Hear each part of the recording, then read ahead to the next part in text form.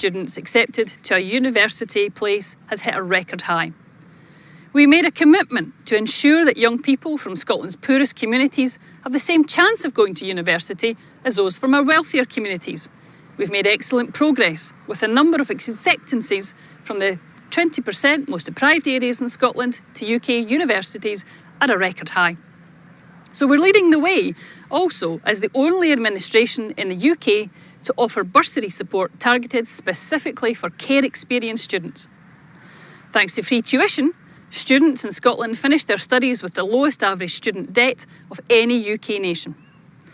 Taken together, our policies have resulted in the highest level of educational investment per person across the UK. Conference, that's a record that we are proud of, but there's much yet to do. And since the election in May, we've done a power of work already. During the election, we committed to a raft of actions that we would take in the first 100 days in government. Upon re-election, we've delivered. We funded councils to increase teacher numbers by 1,000 and classroom assistants by 500. Thanks to Scottish Government investment, families won't face bills for music tuition or core curriculum activities. Expanding free school lunches to primary 4 and 5 children, the first step to introducing breakfast and lunches for all primary school pupils, well, that's been delivered. Increasing Best Start food funding to £4.50 per week, helping families with children under 3 to buy healthy foods, that's been delivered too. Delivering the first allocation of funding for councils for the refurbishment of Scotland's play parks, delivered. And we know that uniforms can be one of the most significant school costs for parents. That's why we've increased the school clothing grant for primary and secondary school pupils. All that and more in the first 100 days in government. Conference, I could go on. But I want to look to the future, to set out the ambitions we have for Scotland's education system. Earlier this week, the First Minister set out the programme for government for the year ahead. It's a prospectus for renewal and recovery. And at the centre of that recovery is education, ensuring the people of Scotland have the opportunities and the skills to reach their potential right throughout their lives. Conference, no education system is fit for purpose unless we do all we can to give children the best possible start in life. That's why we have committed to implementing the UN Convention on the Rights of the Child to the maximum extent that our powers allow. It's the global gold standard for children's rights. That's the standard we should seek to hold ourselves to. Realising it will ensure children's rights are built into decision-making here in Scotland. Now, in March this year, we were delighted that the Scottish Parliament gave its unanimous backing to a bill that will embed the Convention into Scots law. Staggeringly, the Tories at Westminster saw fit to challenge Scotland's right to do this in the courts. Now, I've asked myself, why would anyone want to stand in the way of a better life for our children? On a visit to the UK in 2018, the UN Special Rapporteur on Extreme Poverty and Human Rights, Philip Alston, confirmed what we already know. The level of child poverty in the UK was, and I quote, not just a disgrace, but a social calamity and an economic disaster all rolled into one. And earlier this year, the Children's Commissioners for Scotland, Wales and Northern Ireland told the Tories that their two-child benefit cap amounted to a clear breach of children's human rights. Now, we want to do better by our children. We want to hold ourselves to a higher standard. But this Tory government is utterly heartless. Now, we await the ruling of the Tories' challenge to the rights of our children. Conference, when our country achieves its independence, their objections will not matter. There will be nothing standing in the way of doing what's best for our children and our young people. And in the here and now, we will of course use the powers at our disposal to give Scotland's children the best start in life. We'll move forward onto the next phase of our childcare revolution. In the lifetime of this Parliament, we will expand our offer of free childcare to all 1- and 2-year-olds, starting with children from low-income households. We know that the need for childcare doesn't end at nursery graduation, and it doesn't take a break over summer. That's why we'll build a system of wraparound childcare for school-aged children, offering care before and after school and during the school holidays, with those on the lowest incomes paying nothing. Conference, the last 18 months have been a major test for our education system. During that time, Scotland's schools had to close to all but children of key workers. Teaching was moved online. Young people went without seeing their friends. Exams were cancelled. And when schools did reopen, they were different. Learning interrupted by periods of self-isolation, and like the whole of society, social distancing, face masks, ventilation, good hand hygiene became the norm. Conference, I am inspired and proud of Scotland's learners, parents and carers in equal measure, and I want to say thank you for all the sacrifices that you have all made. As we move to recovery, we must redouble our efforts to make sure our education system offers a world-class experience for all, no matter what your background. The inequality that exists in society has been brought into sharp focus by the pandemic, with those from the poorest backgrounds hit the hardest. And while the Tories continue to punish families, this week with a hike in national insurance that will hit those on low income the hardest, this SNP government is wholeheartedly committed to supporting those most in need. We cannot let poverty stand in the way of children and young people fulfilling their potential. So closing the poverty-related attainment gap remains one of this government's defining missions. So that's why, over the course of this Parliament, we will invest one further £1 billion with a refreshed Scottish Attainment Challenge. On top of that, we've committed to tackling the costs of the school day, ensuring children have access to the same opportunities, including digital devices, school trips and more. We will also make sure no child is hungry in the classroom, providing free breakfasts and lunches to every pupil in Scotland's primary and state-funded special schools. Delivering on our ambitions for Scotland's education system will, of course, only be possible with the support of our teachers, the support staff and lecturers. They have borne much of the strain over the past 18 months, serving learners tirelessly. so that they are able to succeed in the most difficult of circumstances. And for that, I want to say a heartfelt thank you. Going forward, a cornerstone to our recovery is ensuring schools have the staff that they need and that children and young people are taught in supportive learning environments. That's why over the course of this parliamentary term, we'll fund the recruitment of an additional 3,500 teachers and 500 classroom assistants. And that's over and above the already funded 1,400 that we've achieved during the pandemic through local authorities. While the pandemic has caused untold disruption to our education sector, it does provide us with the opportunity to do things differently. Conference, in the few short months I have been in post, I've embarked on a significant programme of reform in our school system. It's been over a decade since the Curriculum for Excellence was introduced. It ushered in a new national curriculum for nursery to secondary school. It represented a significant reform to curriculum, and it placed learners at the heart of education. The Scottish Parliament seemed like a different place then. I remember the national curriculum enjoying the support of all 5 of Scotland's political parties. And we want our education system to be truly world class. That's why we commissioned the OECD to conduct an independent review into the Curriculum for Excellence. And upon its publication, I accepted all 12 of those recommendations. And we will now take forward this work with teachers, learners and parents. Alongside this, the SQA will be replaced with a new specialist agency with responsibility for curriculum and assessment, and the role of inspection will be moved out to Education Scotland. I said at the time that we were embarking on a period of change, but ultimately it is a change to deliver what is best for Scotland's learners, and we will work with anyone willing to help us make that a reality. Conference, we also must ensure that our students are supported to succeed in their studies. While tuition is free for Scottish domiciled undergraduate students, learning is not. This is something the pandemic placed under a bright light. So while students were unable to work, many faced dire straits. And so we acted, delivering tens of millions of pounds in emergency hardship support to our students. But we must do more.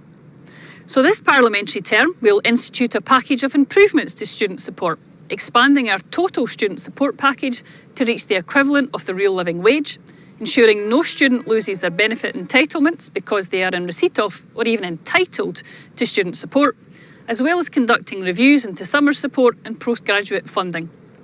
On top of that, we will take steps to tackle the day-to-day costs students face. The impacts of this pandemic will be felt acutely by our young people who are at the greatest risk of the long-term impacts of any economic crisis, and therefore we must support them. That's why we'll deliver our Young Persons Guarantee, backed by £70 million, providing at least 24,000 new and enhanced opportunities for young people across Scotland. Conference, as we continue to tackle the challenges which this pandemic has given us, both within education and in wider society, we will always look to the future, look to recovery. Education and skills will be at the heart of that recovery, every step of the way. From nursery gates to the graduation halls and beyond, this government will be there for learners. Thank you very much, Shirley-Anne. What a great start to our day. Conference, we have 3 topical and emergency resolutions this morning. They are entitled Brexit Shortages, Programme for Government and Climate Change and Sustainable Trade. And you can see the text of these resolutions in the reception area, and you should apply to speak now if you wish to do so at debates@snp.org. Now, delegates, with 50 days to go till COP26 in Glasgow, you'll see that the main theme for today's resolutions is on climate change and the environment. And before the first resolution for the day, we have a short video for you entitled Think Big. From floods, heatwaves and fires to the global pandemic, the past year has brought unprecedented challenges. So now's the time to think big and be bold. Scotland is already punching above its weight, with world-leading climate targets backed by world-leading climate action. Now, as we build back from the pandemic, we're determined to put a green recovery at the heart of our plans. We're delivering a renewables revolution that brings thousands of good green jobs while tackling poverty and inequality. Scotland's economy has already decarbonised faster than any G20 economy since 2008. And we're doing that in a way that makes sure no one is left behind, with our commitment to a just transition enshrined in law. We already plant over 22 million trees a year. That's around 80% of all new woodland planted in the UK happening in Scotland. To reach net zero by 2045, we're ramping up our ambition further still. By 2025, we will increase targets for woodland creation by 50% and will restore 250,000 hectares of peatlands by 2030. We'll revolutionise our transport system by delivering zero-emissions buses, promoting active travel and investing in a greener, publicly owned railway.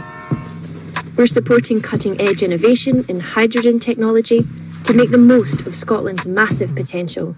And we'll decarbonise the heating of 1 million homes by 2030, tackling emissions and fuel poverty together. As we count down to COP26 in Glasgow, Scotland is ready to set our example on the world stage. Our job is far from done, but we have the bold plans that live up to the scale of the challenge. It'll take tough choices, it will take countries working together, but the climate crisis won't wait. Scotland is ready.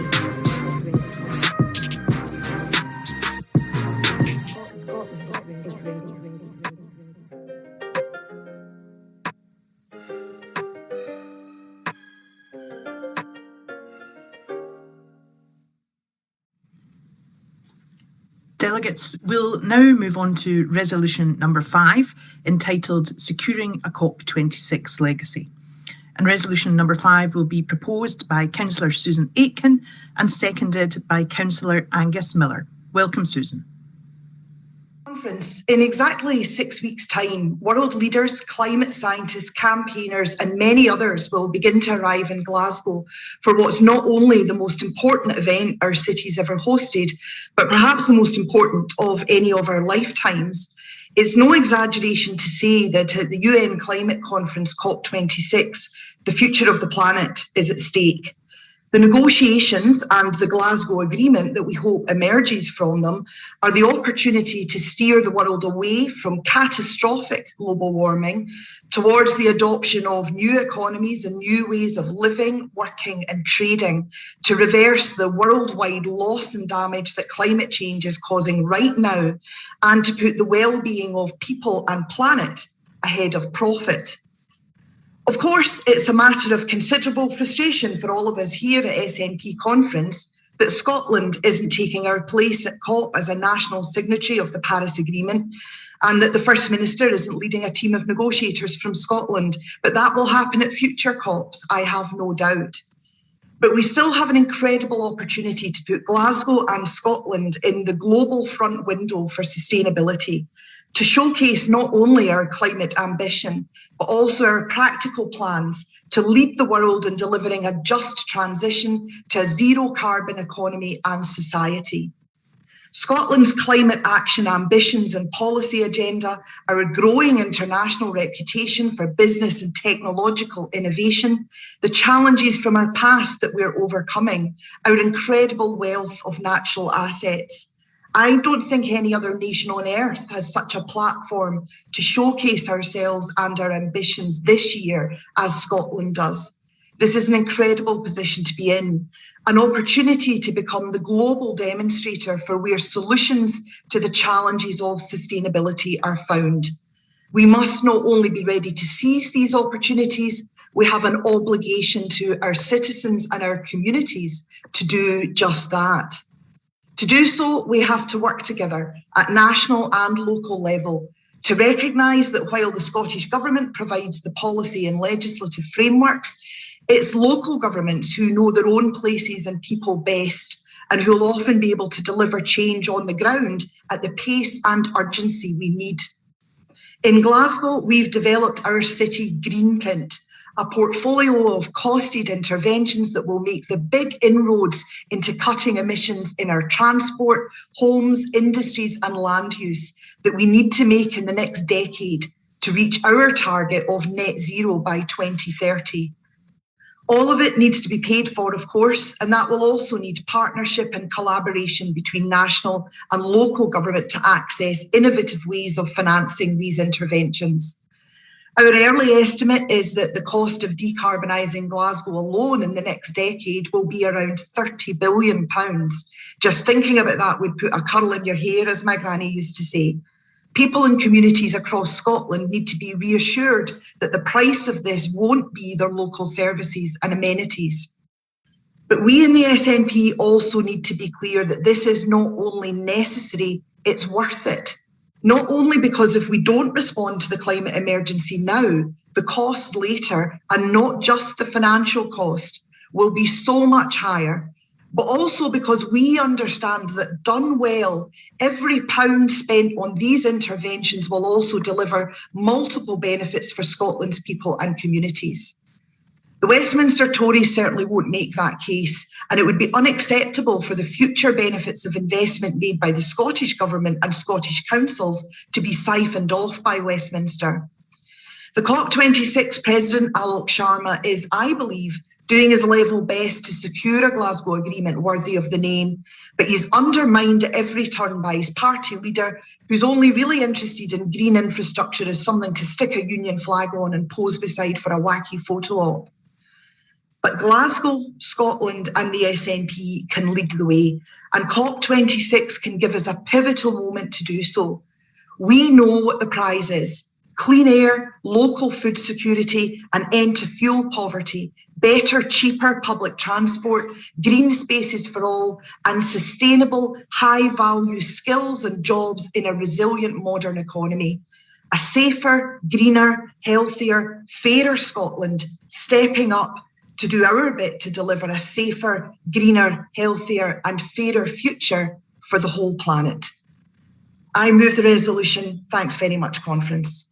Thank you, Conference. COP26 represents an enormous opportunity and an imperative for the world, our last best chance to avert climate catastrophe.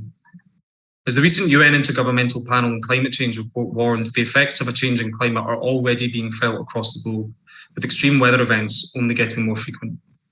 And without concerted global efforts to sharply reduce greenhouse gas emissions, the consequences for the world, and especially its poorest peoples, will be catastrophic, from rising sea levels and ocean acidification to increased flooding and droughts. We're at a code red for humanity, and our world leaders must take this chance to agree practical international action when they meet in Glasgow from next month. Here in Scotland, we're showing real leadership in meeting the challenge of the climate emergency, with the Scottish Government putting building a greener Scotland at the heart of its ambitious plans for this Parliament. But climate action must begin locally too, and Scotland's cities can lead the way at pace.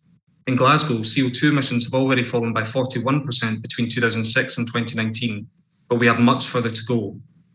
Under the SNP, Glasgow City Council's ambitious new climate plan sets out how we will reach our target of becoming a carbon net zero city by 2030, building on the work we've already set in motion. We've been delivering active travel infrastructure and starting to work to transform the city centre, with plans proceeding for a low emission zone and the ongoing Avenues project shifting the balance of our streets towards people and away from private cars. We've been decarbonising our council operations, including investing in electric and hydrogen vehicles, and tackling a throwaway culture with our circular economy route map.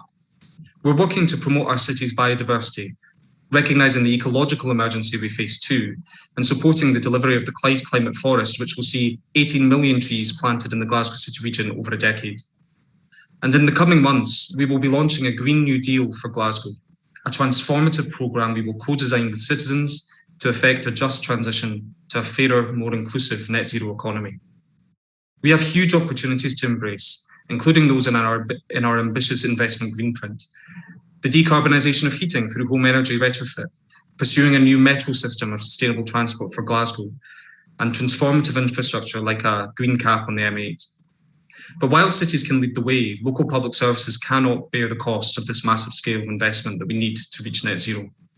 We must marshal resources from across the public and private sectors, and we need urgent conversations with national government about the fiscal framework, powers and resources needed to finance that just transition. Conference COP26 is a global opportunity to avoid climate disaster, but in the host city of Glasgow and across Scotland, we can secure a transformational local legacy of climate action. The vision, the ideas, and the commitment are there. Let's get on and make it a reality. Thank you very much, Angus, and thank you, Susan. Conference, our next speaker speaking for the resolution is Councillor Adam McVie. Welcome, Adam.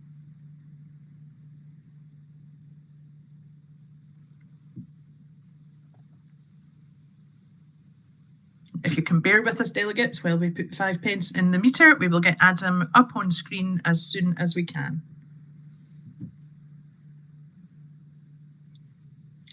No, I don't see him appearing in front of me. I'm going to see if we can bring CoCab Stewart, MSP, to speak in favour of the motion.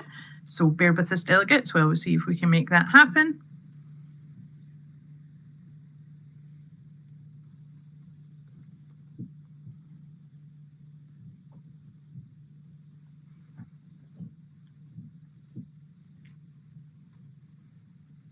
We may have a brief video, delegates, while we try and bring Adam and CoCab back on screen to speak for the resolution. So if you can bear with us while we do that, and we'll try and get your speakers back to you shortly.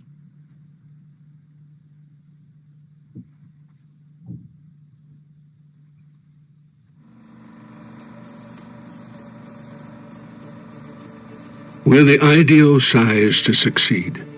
7 of the 10 richest developed countries in the world have populations similar to or smaller than Scotland's. None of them have any natural advantages, except one.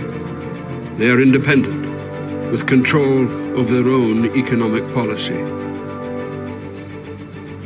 And Scotland has a big economy. Our national income in 2019 was £177 billion.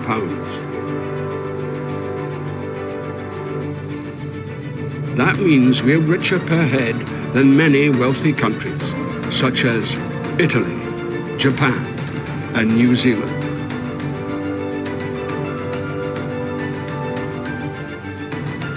Being an independent country within the EU would mean we'd be part of the EU single market, which is 7 times the size of the UK. Our manufacturing industry has gone global. We are already exporting more manufacturing goods to the EU and the rest of the world than to the rest of the UK. We are a renewable energy powerhouse, with 25% of all European offshore wind and tidal energy potential flowing through Scotland. We are at the cutting edge of the industries of the future. Our life sciences cluster is one of the biggest in Europe, and Glasgow has become the European capital of satellite technology. Scotland's food and drink sector is worth around £15 billion each year, with Scotch whisky alone accounting for more than 1/5 of all UK food and drink exports. Now, more than ever, it's vital that Scotland's future is in Scotland's hands. Our journey to independence has begun, and we're ready. Every single vote will count, but only you can make it happen.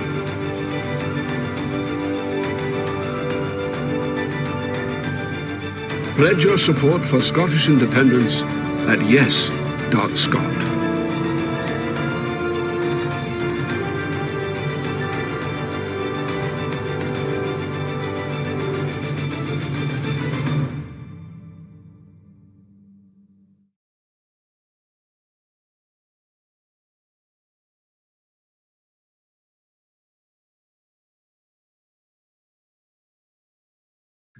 You're muted, Kirsten.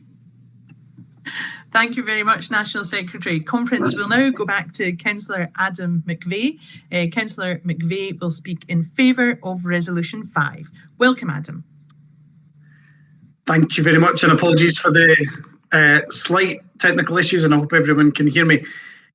Conference, the world needs a Glasgow agreement that is needed to tackle climate change. International cooperation and commitment is needed to prevent the worst and increasing impacts of climate change. And like most councils, Edinburgh is playing our part in the COP hosting delegates, participating in the official programme, and also running our own series of events. But the actions to address climate change won't be progressed at that international and senior world leader level. It will be progressed in the decisions taken by households, by businesses, everyone right across our communities, and we need as policymakers to enable people to make the right choices. In Edinburgh, carbon emissions have fallen well in excess of 60% on our 2020 target of a 42% reduction, and around half of that progress has been achieved in this council term with the first ever SNP council leadership in Edinburgh.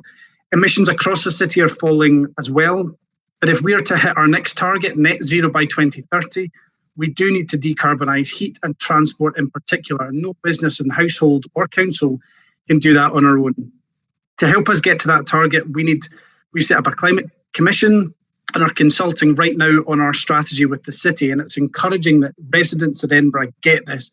They understand the need to tackle climate change, and they understand the impact that it will have for them, their families and our planet if we fail to do so.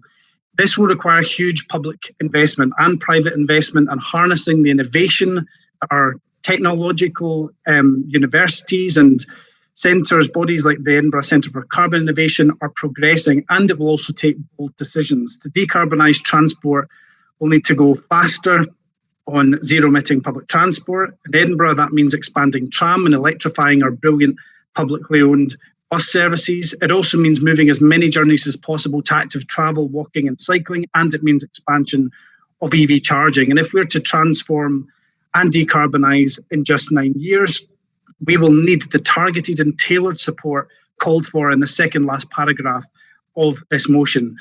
Quicker processes to approve and deliver high-quality active travel, funding to prioritise greener transport, and combining efforts with industry like haulage will get us to where we need to go.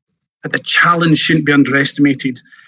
We can show this is not only possible, but bringing positive impacts, not just to the climate, but our communities and citizens. Decarbonising heat, for example, will reduce energy bills and help tackle poverty in our communities. And we can improve our public realm, not only decarbonising transport, but improving the health and well-being of our citizens who live in those communities where that public realm exists. The legacy of COP can be momentous for our planet and our communities. And if we take the opportunity and challenge that COP presents us, particularly as a host nation, I think we have the leadership and understanding to meet our climate obligations. And I think this motion helps us deliver that. So thank you, Conference, and please support the resolution. Thank you very much, Adam. And we'll now go as our final speaker, speaking in favour of resolution number 5, to CoCab Stewart, MSP. Welcome to CoCab. CoCab, you are on mute. I wonder if I can ask you to unmute yourself.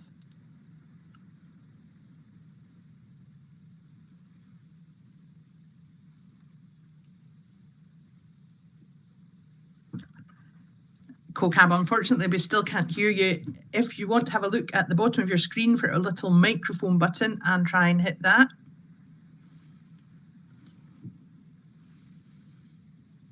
Hopefully we can hear CoCab shortly, delegates.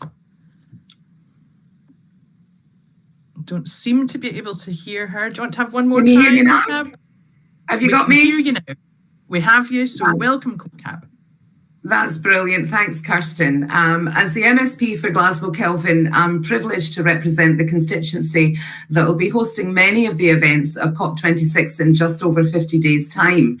Details of the community engagement programme have been announced, and this will help our journey to net zero and empower us all to act. It's a unique opportunity to advance the society-wide transformation demanded by the climate crisis, and we must show determination in ensuring that the event is inclusive, reaches out far beyond the negotiations in Glasgow into every community in the country, including those not previously engaged in climate action. And our young people are at the heart of this call to action. The hosting of this event has provided an excellent opportunity for our children to learn more about sustainable development goals, explore impacts on their school, local community, and the wider world.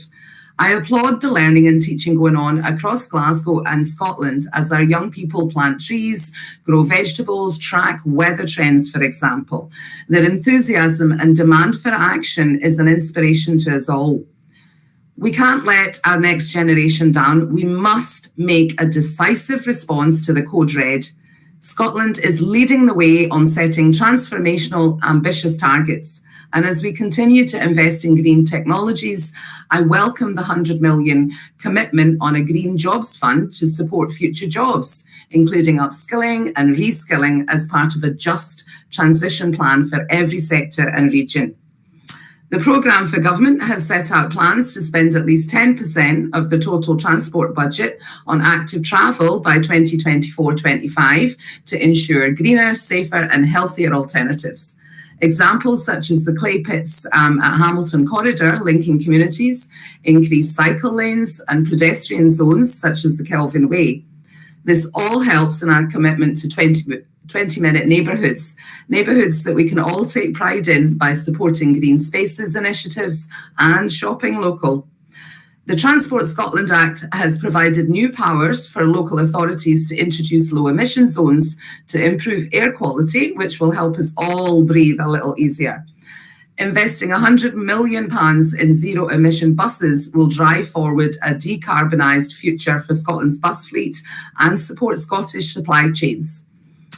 As Scotland now sits as European co-chair of the Under2 Coalition, a group of more than 220 governments representing over 1.3 billion people and 43% of the global economy, I urge the SNP government to reaffirm its commitment to work with members to build on green recovery plans, both in Scotland and internationally, by driving the momentum from states and regions towards COP26 and beyond. Now, the eyes of the world will be on our dear green place. Let's make sure that we are at the forefront of creating a tangible legacy of delivery and change with action. Support the motion. Thanks very much, CoCab. CoCab was our final speaker on this resolution, delegate, and I have no cards in to speak against, so we will now move to the vote. So if you can please look for your voting buttons, you'll see them on the right-hand side of your screens under the conference tab, although they may be at the bottom of your screens on a mobile device. And if you can please vote now.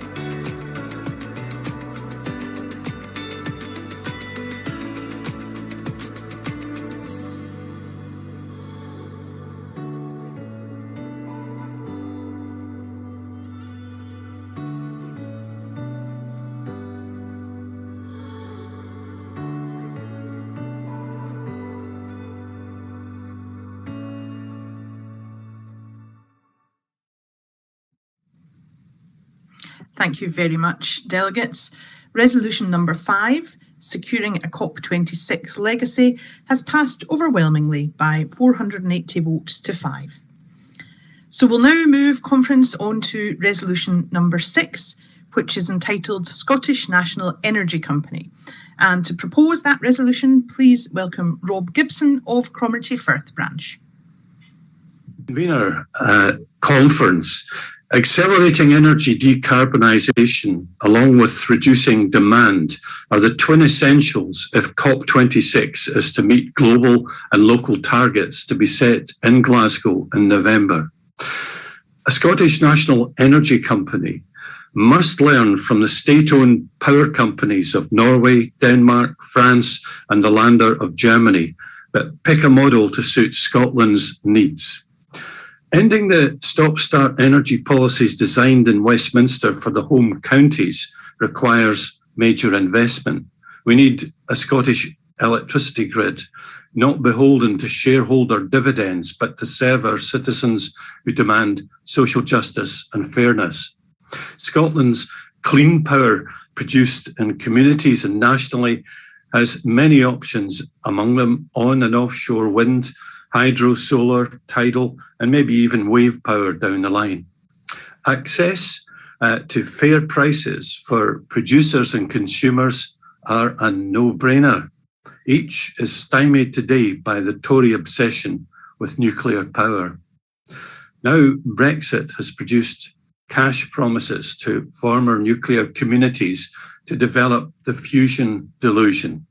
All because Boris Johnson wants to ape the European Energy Authority for global Britain. We say no to the Tories who prey on vulnerable communities around Dounreay and Chapel Cross. Just like Aberdeen, our oil capital, they require a planned, just transition. They will build new clean power jobs, building electrolyzers and fuel cells for hydrogen uses, air source heat pumps for homes, and Scotland's own wind turbines. Otherwise, Scotland remains an energy colony under London rule. The Scottish energy commentator Dick Winchester put it more strongly. The UK government obliterated Scotland's embryonic wind turbine industry when it privatised the electricity industry, and by killing off the British National Oil Corporation, took away the advantage that Norway has with Equinor. Now, the Tories have forced Brexit on us. The union is nothing but an industrial and economic wrecking ball. A Scottish National Energy Company can guide us to a fully clean power future. Why have electric cars if they are really powered by nuclear or gas burned really electric? They've got to be powered by clean electricity. The amendment from Castle Douglas and Glen Kens is very welcome, but retrofitting homes to reduce heating costs is key to lower prices. This resolution and the amendment go hand in hand with Resolution 20 on affordable housing policy for local council action to be debated at conference on Monday. The result of Thatcher's energy privatisation has changed the Hydro Board and the South of Scotland Electricity Board and Scottish into SSE and Scottish Power, who offer some of the poorest service for consumers, according to Which, the Consumer's Magazine.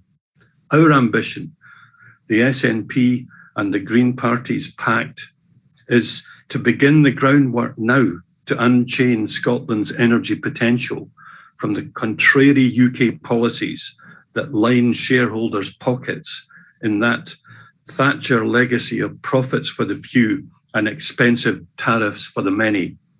A revived public spirit will create a Scottish National Energy Company. That's our aim. I move this resolution. Thank you.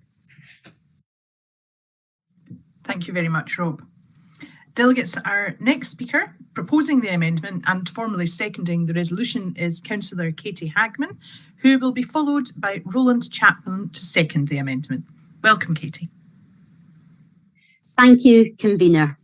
So while it is really sad that we're not all together in person, and I am missing seeing my friends and colleagues throughout Scotland, I'm absolutely delighted to have the opportunity to speak to this motion before you. So I'm looking to formally second the motion, and I'm looking to propose the motion as submitted by Castle Douglas and Glen Kens branch here in Dumfries and Galloway. So I am not an expert on energy policy, and I am not an expert on decarbonisation or, in fact, producer surcharges. However, I am an expert on my communities and the constituents that I represent and the poverty that I see here in Dumfries and Galloway as a local councillor. This week, there were two distinctly different communities that came to me with their concerns about the high price of energy costs. And this is with the background that both those communities were in sight of large-scale wind farm developments. So the amendment before you today is quite simply that specifically the National Energy Company, when established, should set out as a priority the implementation of delivery of affordable energy to customers of limited means who are most affected by high prices, and prices must be equal across Scotland. So equality and fairness are guiding principles for me as an elected SNP councillor. And certainly our conference has on the agenda, our very first item, spoke about the Social Justice and Fairness Commission. We talked of a fairer Scotland that values and cares for everyone who lives here. Our second item was on discussing the universal credit uplift. And it was highlighted within that the UK has some of the worst poverty and inequalities across Europe. So the amendment that I'm speaking to has equality and fairness at the very heart of this. It's asking for those most disadvantaged, whether that be by poverty, low pensions, universal credits, that they should get priority once established. And it is ensuring and asking that all people in Scotland should be paying the same rates. Conference, please support the motion and please support the amendment. Good morning, Thank you. Conference. Rob Gibson, as the mover of this motion, has told you why we need a Scottish National Energy Company and why this has to be in the context of a Scotland freed from Westminster control. Katie Hagman has given us a powerful reminder of what it is like as a local councillor, hearing day in and day out of the struggles of her constituents to keep warm. With £20 of universal credit about to be removed, energy costs predicted to rise 6% or more per annum, and the tackling of energy inefficient housing certain to take years, things are going to get much, much worse unless we take drastic action now. At conference 10 years ago, I called for a remit back on a motion relating to community benefit from greedy wind farm companies. My concern at that time was that the motion didn't actually say how 500 megawatt of Scotland's renewable energy generation was to be community owned by 2020. Just to say, we did it. However, our aspirations now are so much greater. The conference is dominated by the realization that to achieve global climate justice, there will have to be a level of system change that none of us could have imagined before COVID came along. And we had to start working with and learning from one another globally. Rob has pointed out that several other countries have their own highly successful national energy companies. We can do it, and we must move fast. Fine talk, you may say, and sure, we're in a world seething with greenwashing. In Scotland, we intend to do better. Our challenge is to ensure that our national energy company builds on all of the accumulated experience of community ownership. We look to a future where there will be local energy storage and distribution sourced from renewable sources. We see it adding value to new local high energy using applications, fabricating, food growing, data processing, hydrogen for fuel cells. List as long as you make it. I spoke earlier of system change. Now I call on all of you as delegates to this conference to ask yourselves and your local branches whether we as a nation have the courage to stand up to an economic system that has deliberately monetized and created a legal framework that has allowed one of our greatest resources in Scotland to be taken from us. Highland clearances, never again. Our demand is for this new national energy company to have a remit progressively to take over the harnessing and distribution of Scotland's immense renewable energy potential. To take this down to the level of individual household electricity bills means working in partnership with local communities. That includes a need for the National Energy Company to work with existing community interest companies, as well as with locally based energy marketing cooperatives such as People's Energy. Make this the conference where we take bold decisions. Then, as a party, give our Scottish Government the support to undertake the necessary legislation to turn our vision into reality. They are sure to need it in the face of a legal profession who have a habit of finding reasons why not. Please pass this motion unanimously and send them that message. Thank you. Thank you very much, Roland, and thank you to Katie.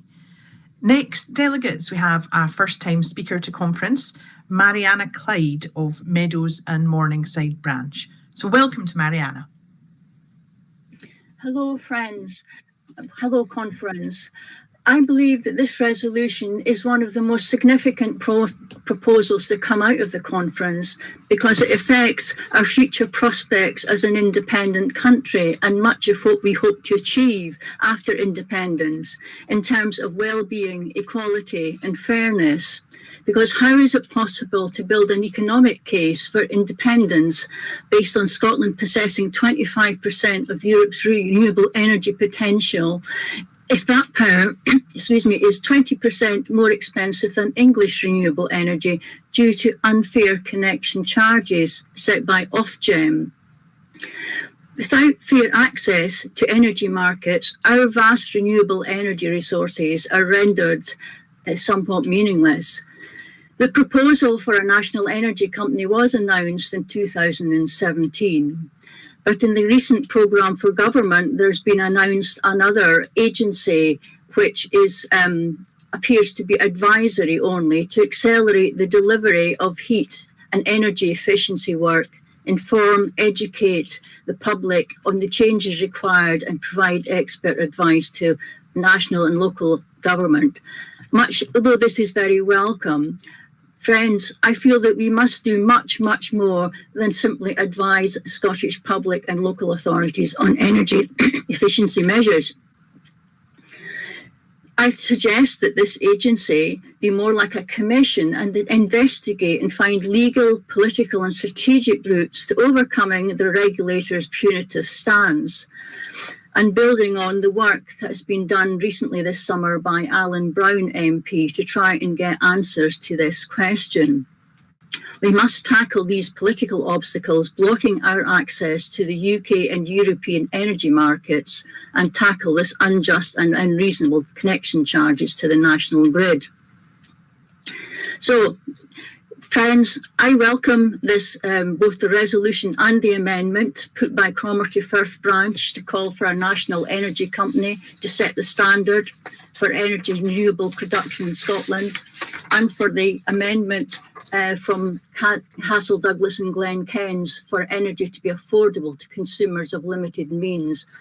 But I also add that a critical investigation into why the regulator is penalising energy production in Scotland should be part of the remit of this agency and also of this company, and to consider what challenges legally, politically and technically we can make.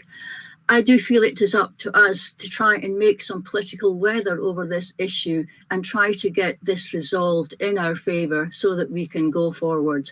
Thank you. Thank you very much, Mariana. Mariana was our final speaker on this resolution, so delegates will now move to voting. We will vote firstly on the amendment before moving on to vote on the resolution. So if I can ask you, considering firstly the amendment, to locate your voting buttons, which will be under the conference tab on the right-hand side of your screen, and vote on the amendment now, please.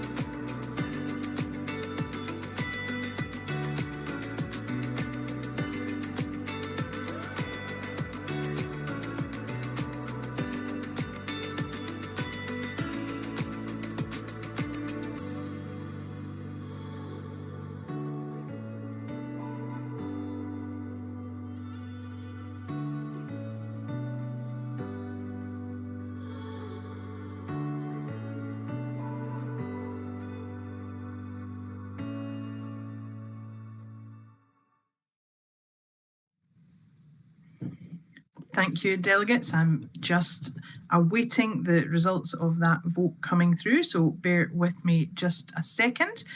Thank you for all joining in and voting there. And once we have the result of the amendment, we'll move on to voting on the resolution. And I do now have these results, delegates. So with 491 votes for and 18 votes against, the amendment passes overwhelmingly. So delegates, we will now move on to voting on the resolution as amended. So if you can again locate your voting buttons and vote in relation to the resolution as amended now, please.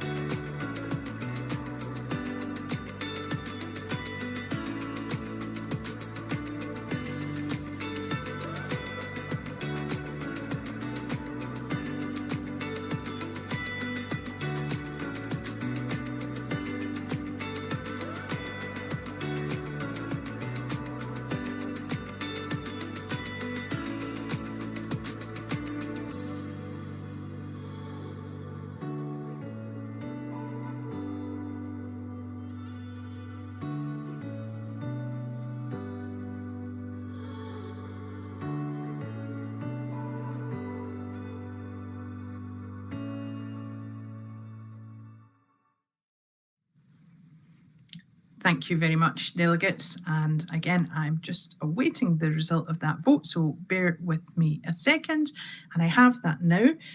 So resolution number 6, entitled Scottish National Energy Company, as amended, has passed overwhelmingly by 527 votes to 6. So delegates, let's move on now to our first topical and emergency resolution. This is entitled Brexit Shortages and is to be proposed by Claire Adamson, MSP. And if I can remind speakers that proposers of resolutions have a 5-minute time limit and other speakers have a 3-minute time limit. So welcome to Claire Adamson.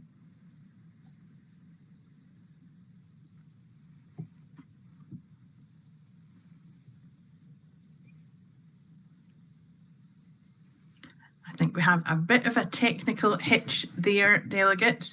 I am hopeful that in the absence of Claire, I think that we may be able to bring you instead Philippa Whitford MP, who is also here to speak in favour of this first topical and emergency resolution. So if you can hold on while we see if we can get Philippa lined up to speak today.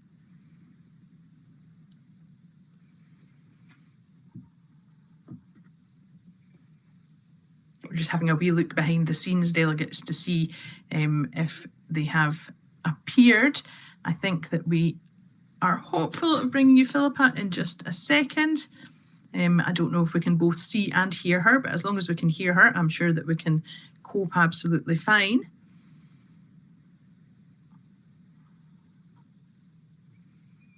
And in the event that we can't bring you either, we will be able to move on and come back to this resolution, I'm sure. So delegates, as we speak, I can only see myself and the National Secretary on screen, so I am just holding fire until we can see somebody who's better able to speak on this topical and emergency resolution for you, although I'm sure the National Secretary would step in if necessary. I think that we'll await a speaker who is on our speaking list. I think that we can hopefully get Philippa on audio only, so if we can see if that's possible.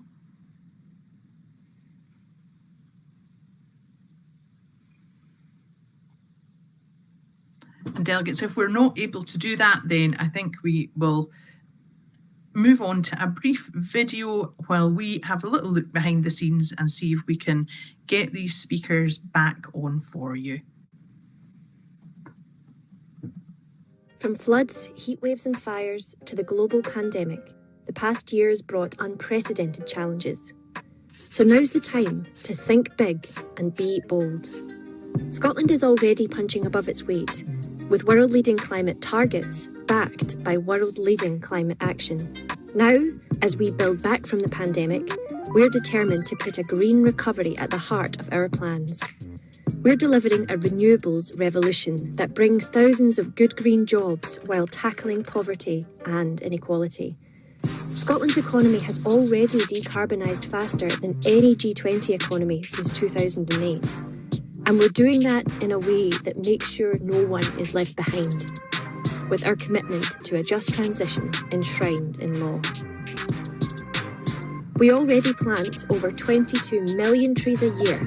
That's around 80% of all new woodland planted in the UK happening in Scotland. To reach net zero by 2045, we're ramping up our ambition further still. By 2025, we will increase targets for woodland creation by 50% and will restore 250,000 hectares of peatlands by 2030. We'll revolutionise our transport system by delivering zero-emissions buses, promoting active travel and investing in a greener, publicly owned railway. We're supporting cutting-edge innovation in hydrogen technology to make the most of Scotland's massive potential.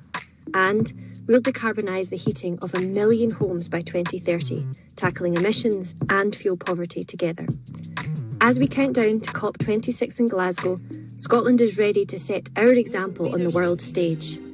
Our job is far from done, but we have the bold plans that live up to the scale of the challenge. It'll take tough choices, it will take countries working together, but the climate crisis won't wait. Scotland is ready.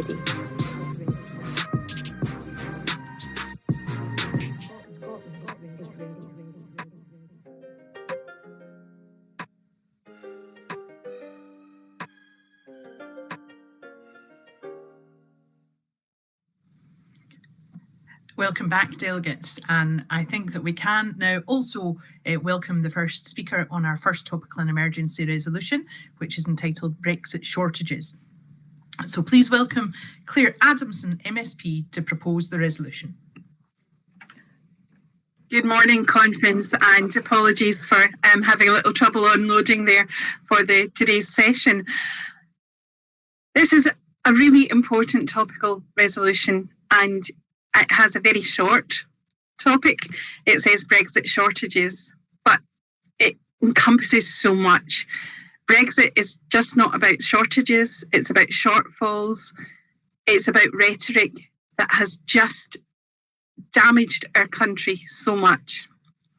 We condemn the Tory UK government for imposing Brexit on businesses in Scotland and imposing the unnecessary disruption and chaos at a time when firms are already trying to survive as a result of the pandemic. It didn't need to be this way, conference. The SNP, both at Holyrood and Westminster, warned of the utter folly of lurching for that Brexit deadline in the middle of a pandemic. The Scottish Government, at the time led by Nicola Sturgeon and Mike Russell, argued vociferously that Scotland should be allowed to remain in the single market and customs union. Scotland was ignored, Scotland was sidelined, while exactly those priorities were granted for Northern Ireland. Scotland was dragged out of the EU against her will, and conference, that door has been shut in our face by Westminster. So what do? We have a new Parliament now. We have an agreement with the Greens for a clear independence referendum. A new team of exceptional SNP, MSP and Green colleagues. I'm delighted to welcome the new members to the Parliament and their expertise, because they will steer us out of this post-Brexit chaos and onto independence. Just this week in Holyrood, Angus Robertson in Portfolio Questions highlighted that UK prescriptions are now only valid in 2 other EU countries. Another example of the devastating impact that on our country and on the rights that we all had as European citizens. And we've seen the shortages in our supermarket shelves, lack of HG drivers, lack of the EU nationals coming to or staying to work in Britain. NHS shortages of vital equipment, such as blood tubes in some NHS settings, a result of a supply chain deeply damaged by Brexit. And this list grows day by day as the full impacts of what post-Brexit Britain means impacts on all of our communities. I mentioned my new colleagues. I hope they won't mind if I single out one in particular. We have very strong SNP benches. But when it comes to the Brexit impact on farming, there could be no one better than Jim Fairley, who brings a lived experience as a farmer to the chamber each and every week, and at every opportunity challenges the empty Tory rhetoric and highlights the damage to the industry he cares so deeply about.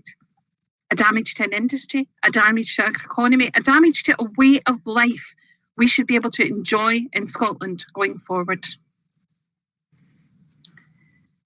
We in Holyrood have a body of work to do in scrutinising the Trade and Cooperation Agreement and its implementation and understanding how the UK internal market will operate, and resisting executive power from Westminster that will weaken our devolved powers. The Smith Commission saw us take Scotland's devolution forward. Make no mistake, Westminster is intent on weakening the devolved power for all of the devolved nations in the UK. I, like you, like many of you, will be angry.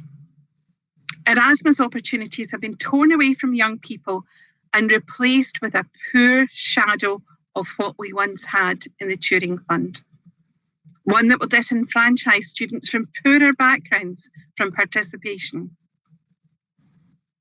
Erasmus was one of Winnie Ewing's greatest accomplishments, and I deeply regret that lost opportunity for our young people in Scotland, but also for our many neighbours from Europe who would have chosen to study here, enriching our country and its diversity. And with Agda, there has been sadness.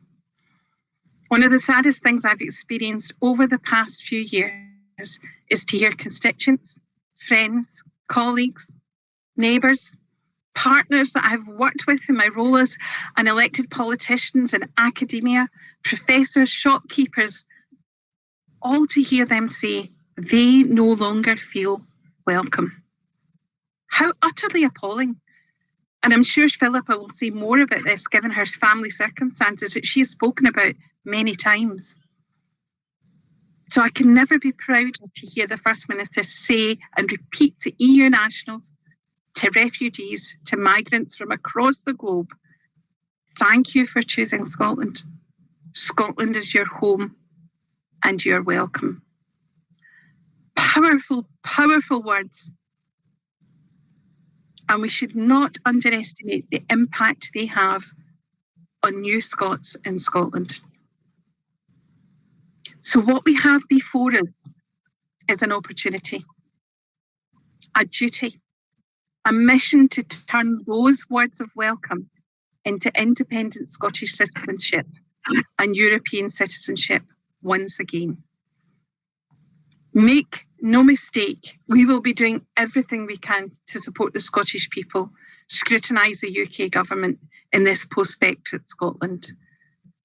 But we know that the door opens with an independence referendum and that we can have a new future, a different choice. It does not have to be this way. Thank you, Conference. Thank you very much, Claire.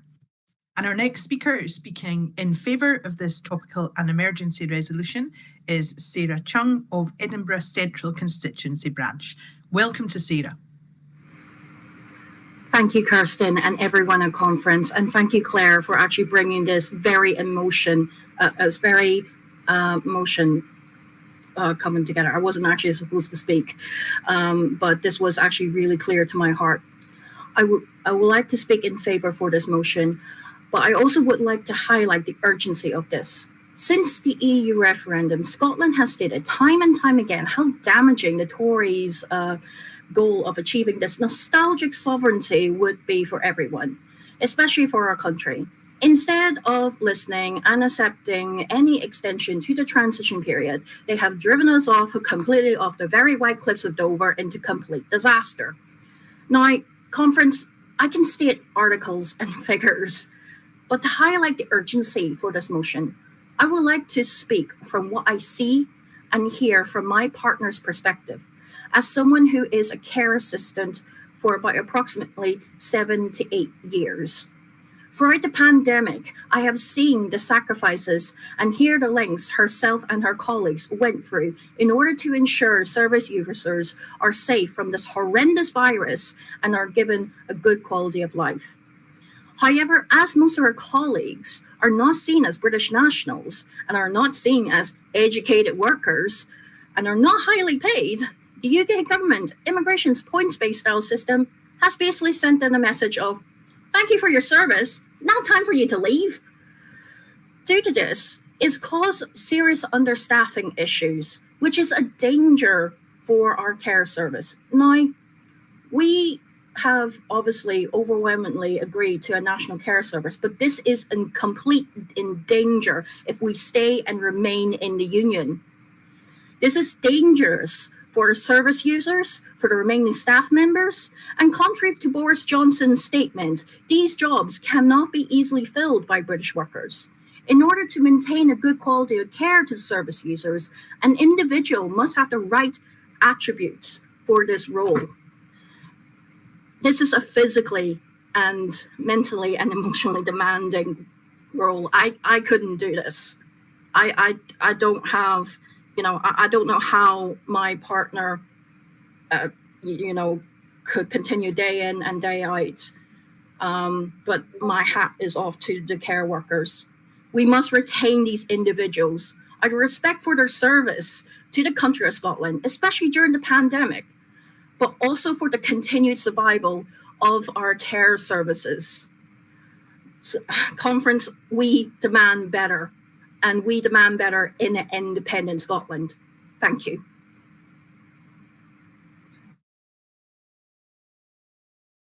Thanks very much, Sarah. And Sarah is our final speaker in this topical and emergency resolution number 1. So we'll now move delegates to voting. So if you can look under the conference tab on the right-hand side of your screen, and please vote on this resolution now.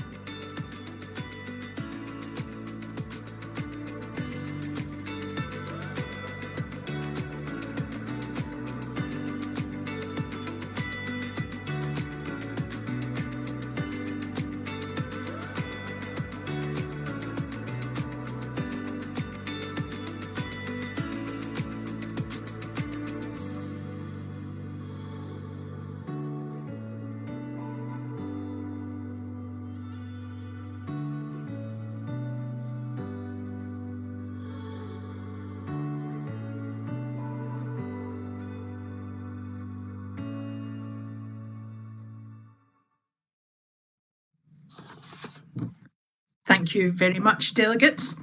And in relation to topical and emergency resolution number 1, entitled Brexit Shortages, the resolution passes overwhelmingly by 500 votes to 8. Let's move on now to topical and emergency resolution number 2, entitled Programme for Government. And welcome to move this topical resolution, Rona Mackay, MSP. Thank you and good morning, Conference. It's my pleasure to propose this resolution on the most progressive and ambitious programme for government in our party's history. I've always been proud to be both a member of the SNP and an elected member, but probably none more so than when the First Minister outlined this visionary programme earlier this month. We know we have challenges ahead to help Scotland recover from the scourge of COVID, and this programme commits to tackling them head on with a 20% increase to Scotland's frontline health budget each year of this Parliament. A national care service tackling inequality, eradicating homelessness, £1 billion to tackle the poverty-related attainment gap, £70 million for the Young Persons Guarantee, doubling the child payment, £1.8 billion for a green recovery, tackling fuel poverty, and so much more. Delegates, these are massive commitments and demonstrate this government's direction of travel when it comes to building a fairer, more equal Scotland. The Social Justice and Fairness Commission, articulately outlined to Conference by Neil Gray and Shona Robson yesterday, shows just how committed we are to shaping the Scotland we want now and for future generations. And these are not empty promises. Just as with the programme for government, we delivered on our manifesto and are putting our money where our mouth is. Because when it comes down to it, this is really a tale of two governments. The Westminster Tories, callous and self-seeking, who hauled us out of Europe against our will. And to show just how out of touch with reality they are, they're about to pull the rug from under the people who need it most by axing the £20 uplift on universal credit and introducing a national insurance hike, which will hit the lowest earners the hardest. That really says it all about the Tories. Compare that with the SNP, determined to improve the quality of life for those living in Scotland by eradicating poverty, introducing wraparound free childcare, and operating a benefits system with dignity and respect at its heart, and showing complete understanding of how we can be the modern, independent, internationalist country we know we can be. Conference, I joined this party because I want to live in an independent Scotland where we can determine our own future like any normal nation throughout the world. I know you and our 126,000 members joined this party for the same reasons. The latest polls show that more than 50% of people living in Scotland want independence. And that's before we start a positive, uplifting campaign to persuade those who are still undecided that we can and will prosper as an independent nation. The First Minister's commitment in the programme for government to restart work on preparing for independence was inspiring and so very welcome. But in truth, delegates, that work has been going on for years. The contrast between Boris Johnson and Nicola Sturgeon's government could not be starker. Everything we do, all the policies we introduce, all the legislation we pass is shaping the independent country we want to live in. Make no mistake, the Westminster parties are on the ropes as never before. The hypocritical Tories bluff and bluster, throw insults and rage at everything we introduce. Inept Labour flounder on every issue, trying not to fall out with their leader, Sir Keir Starmer, who is flounderer-in-chief. The Lib Dems are disappearing fast and no amount of puffing by their new leader can save them. Only the Greens realise the value and inevitability of independence. Delegates, politics is about choices and priorities. We've achieved so much with one hand tied behind our back. Imagine what we could do with full independence. The Scottish Government has steered its way through the pandemic with clarity and confidence. The First Minister has been an international leader beyond compare and has demonstrated this government's commitment to recovery and rebuilding by introducing this inspirational programme for government. The SNP is making the right choices and following the correct priorities for a fairer, more equal and progressive country. We know this is what the people of Scotland want. That's why we keep winning elections, and that's why we will be an independent country very soon. Please support this resolution. Thank you. Thank you very much, Rona. And to follow, seconding this topical and emergency resolution, delegates, please welcome Paul McLennan, MSP.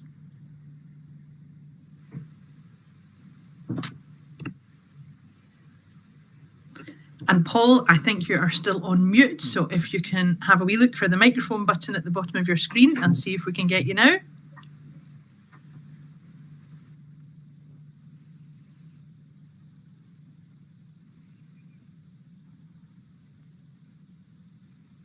Bear with us, delegates, until we get Paul's sound working there. Do you want to have another try, Paul?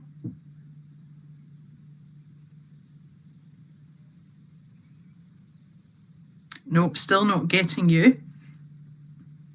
If you want to have another shot at unmuting your end, using that wee button at the bottom if you can.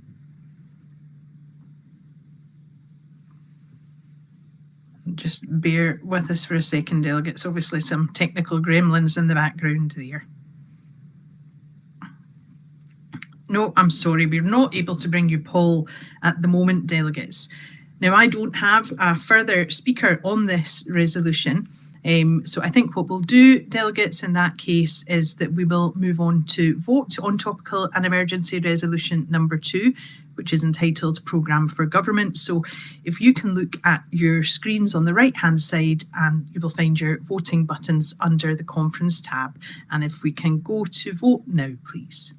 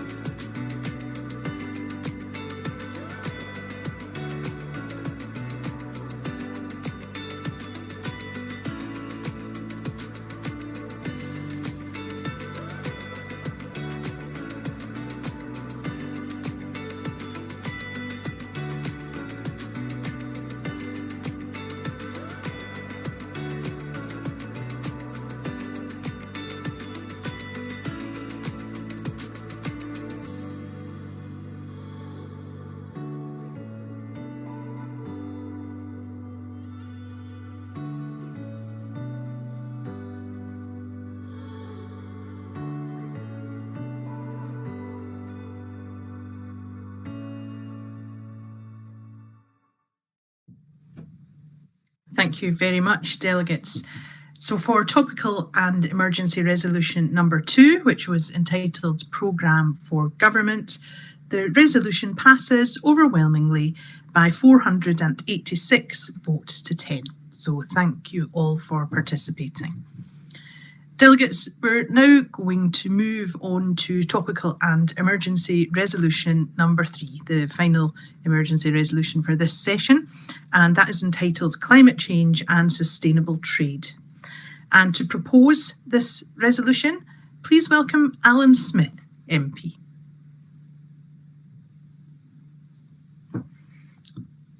Bear with us while we bring Alan onto the screen, delegates.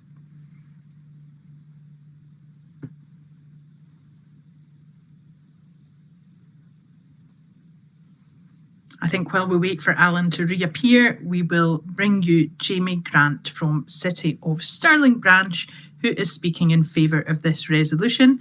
So thank you and welcome to Jamie. Thanks, Kirsten, and it's great to be here. Hopefully you can all hear me okay. I'm on a very old laptop. Conference, I'm delighted to second this topical resolution. Trade defines us as a nation. It exposes us to new peoples, cultures and tastes, and it helps boost our international profile in the minds of countries around the world.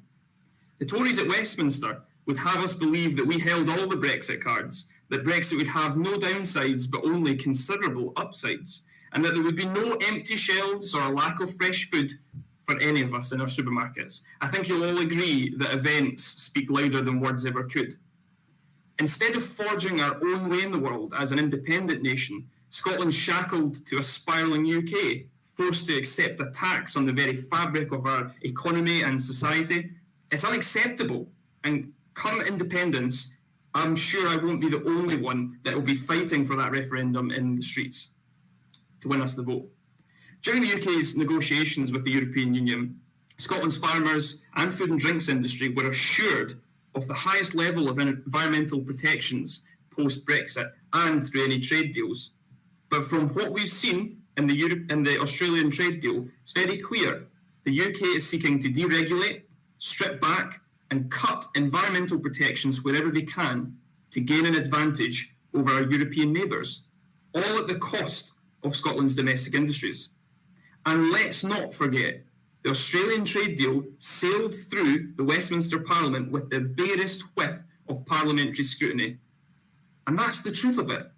It was never about taking back control to the UK's Parliament, people or democracy. It was about removing democratic scrutiny, economic, social and environmental protection, all to concentrate power in the hands of a few to get their mates rich. In the year of COP26, Scotland has a chance to showcase our green credentials for the world, as we've already heard today. We're a leading light in the UK for tackling climate change and protecting our environment, and we cannot let the UK government's reckless trade deals jeopardise that. It's too important, and for my generation and so many to come, I urge you to second and back this resolution. Thank you very much for that, Jamie. Delegates, I hope that we can bring you now Alan Smith, MP. So welcome, Alan. Kirsten, thanks very much, and apologies for the technical details there. If I ever get organised, I'll be dangerous. Congratulations, Jamie, on a great speech there introducing this motion, and this is close to my heart. The reality of Brexit is dawning on the people of Scotland on a daily basis, and it's been a slow motion trauma for me personally, I have to say, but also for Scotland as an economy and as a society. And the democratic outrage of what has been done to us against our will is actually a failure on our part, because we didn't stop Brexit. I stood in Stirling in 2019 explicitly on a stop Brexit ticket, and we didn't. But I tell you, it wasn't for want of trying. And we did everything we could within the reality of the rule of law within the UK and the reality of democracy within the UK. And it's that reality that is moving so many people from scepticism about independence to enthusiasm for independence in Europe.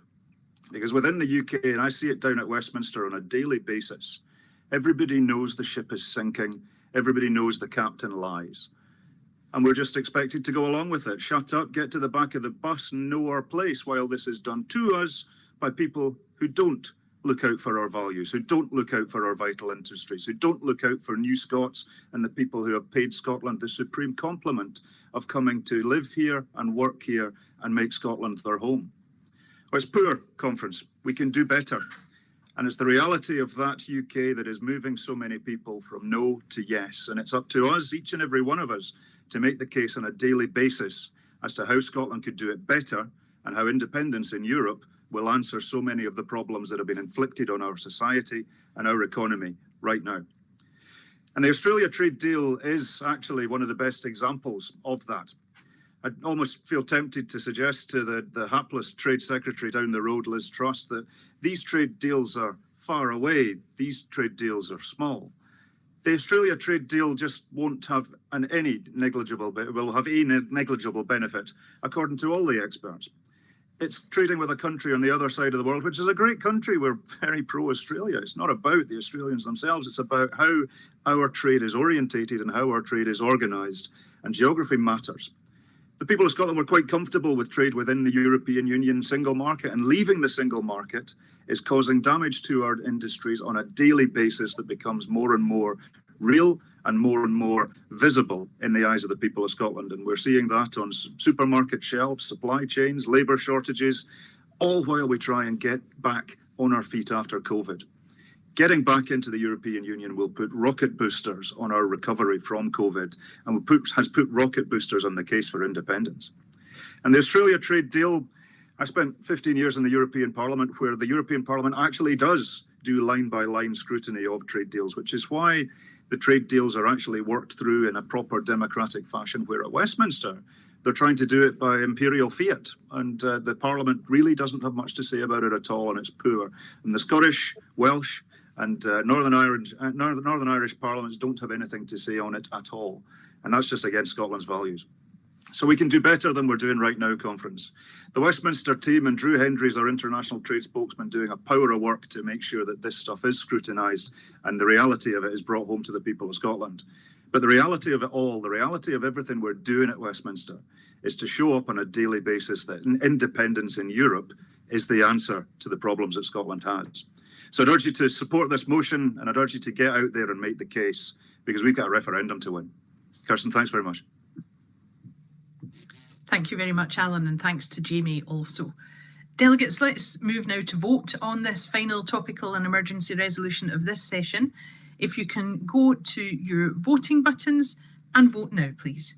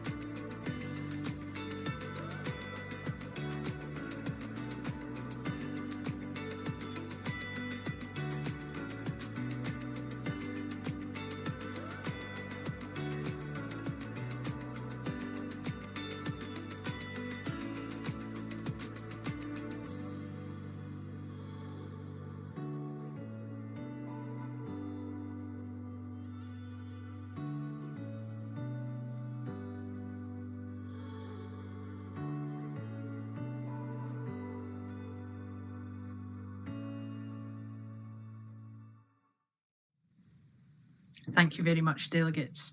And Topical and Emergency Resolution number 3, Climate Change and Sustainable Trade, passes overwhelmingly by 503 votes to 3. So, delegates, as we move into lunchtime, if I can just remind you of the exhibition area where we've got lots of fantastic exhibitors who would love to see you, and lunchtime fringe events, including from the Electoral Reform Society, an opportunity to meet with the National Secretary, the Disabled Members Group convener, and Highlands and Islands NEC reps, and also SNP Blether, where if you haven't participated before, you have a chance to speak to SNP friends old and new. So enjoy all of that, enjoy your lunch, and we look forward to seeing you back here at 2 p.m. when we'll hear from Ian Blackford MP.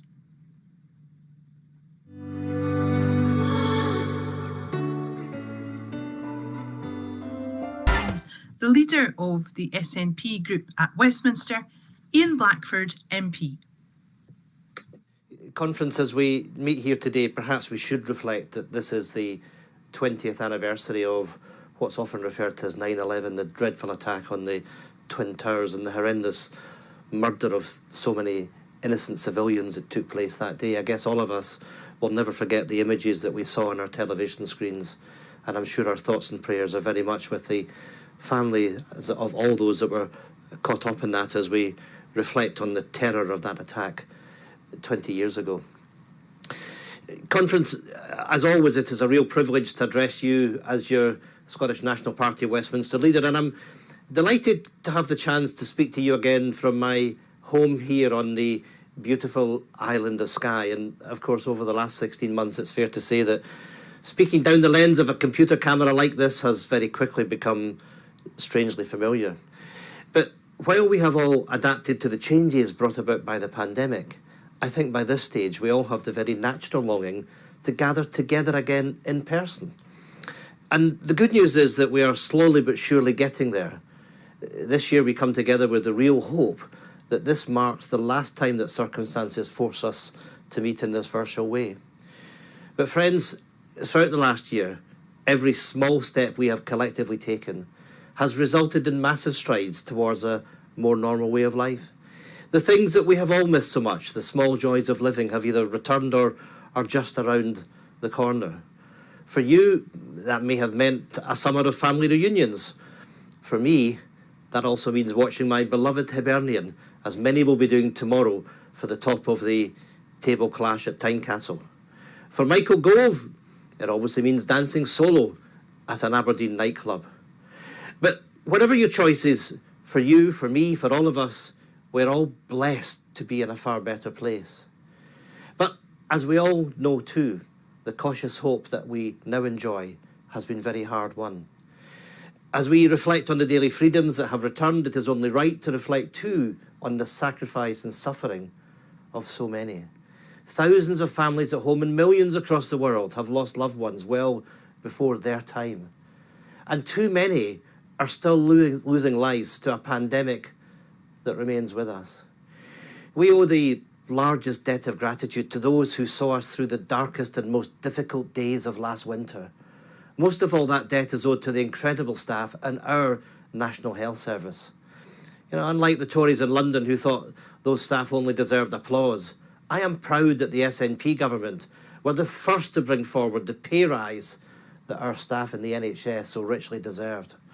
I'm proud too that the Scottish Government is delivering a £1 billion NHS recovery plan for renewal. Our NHS has shown again its priceless worth. It is right that we move now to secure and strengthen its future. But as we move to secure our NHS in Scotland, we do so with the progressive principle that those with the broadest shoulders must bear the most. And yet this week, Boris Johnson launched a new Tory poll tax that falls hardest on Scottish families, the young and the lowest paid. A Tory tax on millions of Scottish workers to pay for English social care. It is one more reason why our future must be independent, giving us the powers to deliver progressive taxation instead of being forced to pay the cost of regressive Tory tax hikes that always punish the poor. Friends, in recent weeks, our gaze has naturally been drawn away from COVID and towards the heartbreaking situation in Afghanistan. A once-in-a-lifetime pandemic has sadly been accompanied by a once-in-a-generation massive failure of foreign policy. We all have a moral duty to the people of Afghanistan, and right now we're very far from meeting our responsibilities. The refugee scheme announced by the United Kingdom government doesn't go anywhere near far enough or fast enough. It needs to be far more generous and swift to help those who have been left abandoned and in the hands of the Taliban. The events on Kenmure Street in Glasgow earlier this year show that Scotland totally rejects the hostile environment that has been deliberately whipped up by the Tories. Refugees are welcome here. Many Afghan refugees have already come to Scotland. I met a number of them in Glasgow just 3 weeks ago. In the weeks ahead, Scotland stands ready to provide a new home for those in desperate need of our help. But the crisis in Afghanistan also points to a broader lesson that the West badly needs to learn. Why is there always the political will and the funding to go to war, but never the resources or the plan to win the peace? That must be one of the core questions in the judge-led public inquiry into this war that needs to happen now. That inquiry is the very least we owe to the brave men and women in our military who were sent to Afghanistan, many making the ultimate sacrifice. But any future inquiry doesn't prevent the need to hold people to account for the failures in Afghanistan right now. As our Defence spokesperson Stuart MacDonald very effectively exposed, that responsibility lies with the Foreign Secretary, who completely failed to prepare a proper exit strategy. A Foreign Secretary not just metaphorically asleep at the wheel, but literally asleep on a sun lounger when Kabul fell to the Taliban. At any other time, in any other government, he would have resigned weeks ago. At any other time, in any other government, if he didn't resign, he would have been sacked on the spot. But friends, sadly, it's no surprise that cabinet ministers don't feel accountable when they're led by a prime minister who has made a career out of avoiding responsibility. And as we know, a fish rots from the head down. Whether it's COVID contracts for cronies, donations for decorating, or Tory texts for tax breaks, a trail of cronyism leads back to Downing Street and back to the Prime Minister. Even John Major's government would blush at the scale of the sleaze. Because at the very same time they're abusing their power to enrich their friends, they're making the political choice to punish the powerless. We're now only a few weeks away from their plan to cut the lifeline of universal credit by over £1,000 a year for the most vulnerable. As David Linden has highlighted, this would slash the income of 400,000 people in Scotland and plunge 20,000 children into poverty. Citizens Advice Scotland have said that 75% of Scots on universal credit will be unable to cope if the cuts go ahead. Families will face a winter of harsh choices between eating or heating. Food banks will face an upsurge in demand. There is rightly a growing momentum against these cruel cuts. All the devolved governments and even 6 former Tory welfare ministers are opposing it. The coalition against these cuts includes every opposition party in Westminster and up to 60 Tory MPs from the north of England. But not one Scottish Tory MP. In fact, their leader is supporting it. If any Scottish Tories are in possession of a backbone, now would be the good time to find it. If they have any concern for their constituents who depend on this lifeline, they should join us in standing up to their Chancellor and to vote down a Westminster policy that will inflict the biggest overnight benefit cut in history. Conference, it is telling that a rapid return to austerity is one of the very first acts this Westminster government plans to introduce as we emerge from this pandemic. Because for the Tories, they only see the easing of the pandemic as an opportunity to return to type. For workers, that means there can be no fair recovery under Westminster control. As Alison Thulis has repeatedly pointed out, low-paid workers will be the hardest hit by the premature end of the furlough scheme.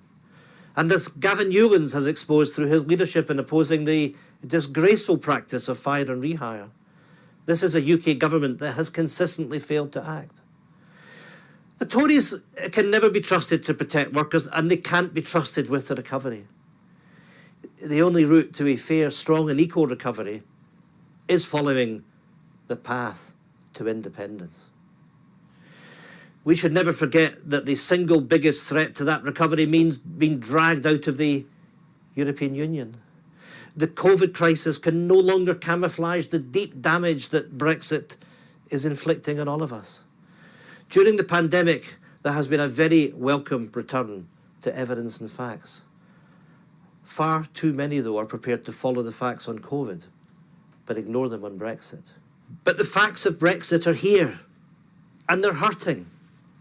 Labour shortages, food shortages, medical shortages. Brexit has already cost Scotland billions, and it will end up costing us £9 billion by 2030 compared to EU membership. Here on the Isle of Skye, we've even had milk shortages caused by Brexit. As we always knew, the long-promised sunny uplands of Brexit Britain were nothing more than a deliberate mirage. The simple truth is this: you can't claim to support the recovery and at the same time support the disastrous Tory Brexit. Conference, securing that recovery means finding another way. And of course, there is another path for Scotland. That was true before the pandemic, and it's all the truer now. The remarkable leadership of our First Minister has kept Scotland safe and is now steering us to a green, a fair and an independent recovery. That is why you, our members, overwhelmingly endorsed our cooperation agreement with the Scottish Green Party. That partnership is all the more positive as we welcome the world to the crucial COP26 conference in Glasgow in November. The international community must rise to the challenge of delivering the Paris Agreement of limiting global warming to 1.5 degrees. But it's also a chance to showcase our many opportunities to grow our economy and to tackle the climate emergency. Stephen Flynn and Alan Brown have been at the forefront in backing the Scottish cluster, pioneered through the ACORN project. This carbon capture project would reach from the northeast of Scotland right through the Spine and into Grangemouth. It would be one of the biggest industrial projects to be undertaken in our country since the Second World War, creating 15,000 sustainable jobs. The Scottish Government have already pledged £500 million for the North East and Moray to support that just transition away from fossil fuels. The UK Business Secretary now needs to match that commitment and approve the Scottish cluster for Phase 1. Support this before the COP conference takes place in Glasgow in November. For too long, Westminster has been holding back our journey to net zero. People in the northeast of Scotland haven't forgotten that in 2015, the Tories axed a £1 billion carbon capture project promised in Peterhead. Conference, there can be no repeat. The Scottish cluster must be approved before COP26. Friends, that green opportunity, that kind of economy and society we wish to build, speaks to the crucial choices that we now must make. Our agreement with the Green Party means that since devolution returned, almost every major party has been part of the Scottish Government.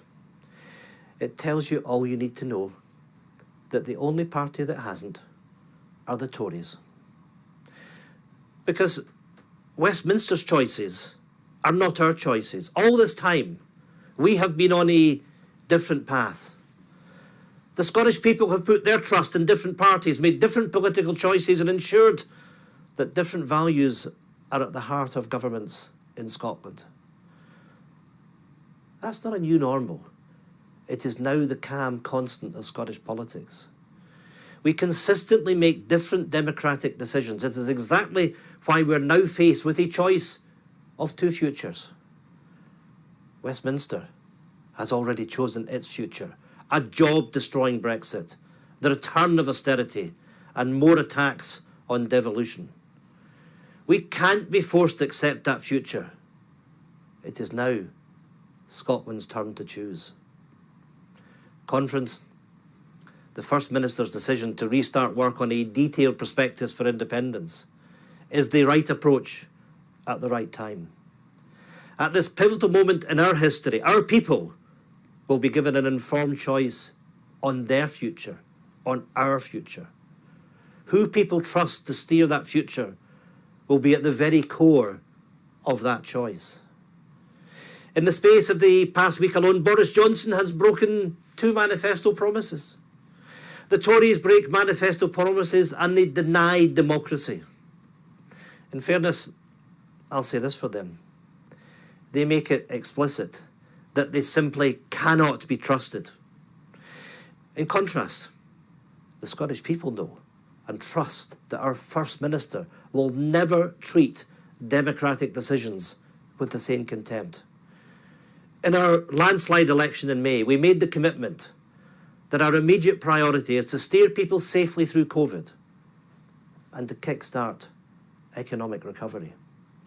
That is the promise we made, and we will stay true to our word. But we made another democratic promise as well. When the crisis of the pandemic has passed, Scotland's people will have the right to choose our own future, an independent future. It is a manifesto promise we made to the Scottish people. It is a democratic promise, and we will keep it. That coming referendum will define and decide our recovery, our choices, and our future. Now is the moment to renew our case, win the argument, and decide our future. A future that is fair, green, and European. Scotland, an independent country that we can all be part of and be proud of. As Winnie Ewing famously said, "Stop the world. Scotland wants to get on." Thank you, Conference. Thank you very much, Ian. Delegates, let's move on now to our next resolution, which is resolution number 7, entitled Walking the Walk on Climate Change. And to propose the resolution is Chris Hanlon, Policy Development Convener, and to second is Karine van Sweden of Aberdeen Donside Branch. So welcome, Chris and Karine. Over the course of the past year, more than 100 ordinary citizens of Scotland, chosen from all sorts of backgrounds to be a representative sample of the people of Scotland as a whole, met to examine the reality of the climate emergency and to discuss how we as a nation should respond to it. Citizens' assemblies are an emerging form of participative democracy that seek to get beyond the day-to-day posturing of political discourse and actually find out what real people really think of the tough decisions that need to be made based on actual evidence rather than the sort of febrile partisan misinformation that saturates most of our lives.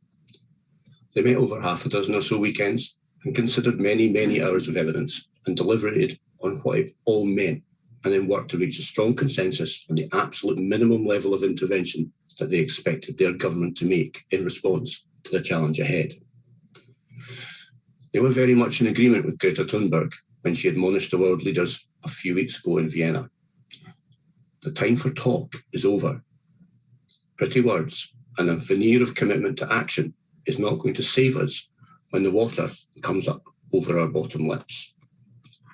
The Climate Assembly published a report a couple of months ago that set 16 goals and made 81 recommendations, none of which were optional. Many of them are extraordinarily ambitious. Some will be very inconvenient or costly, but the consensus of the Assembly members was that all were absolutely necessary steps as an absolute bare minimum to avoid an ecological catastrophe, the cost and inconvenience of which would make that of the recommendations themselves pale into insignificance by comparison. A representative sample of the sovereign people of Scotland looked at all the evidence, weighed up our options, and gave us our marching orders. Now falls on us, on the eve of COP26 occurring in Glasgow, to take a deep breath and put our money where our mouths are, to say to the rest of the world, we're done talking and debating this subject.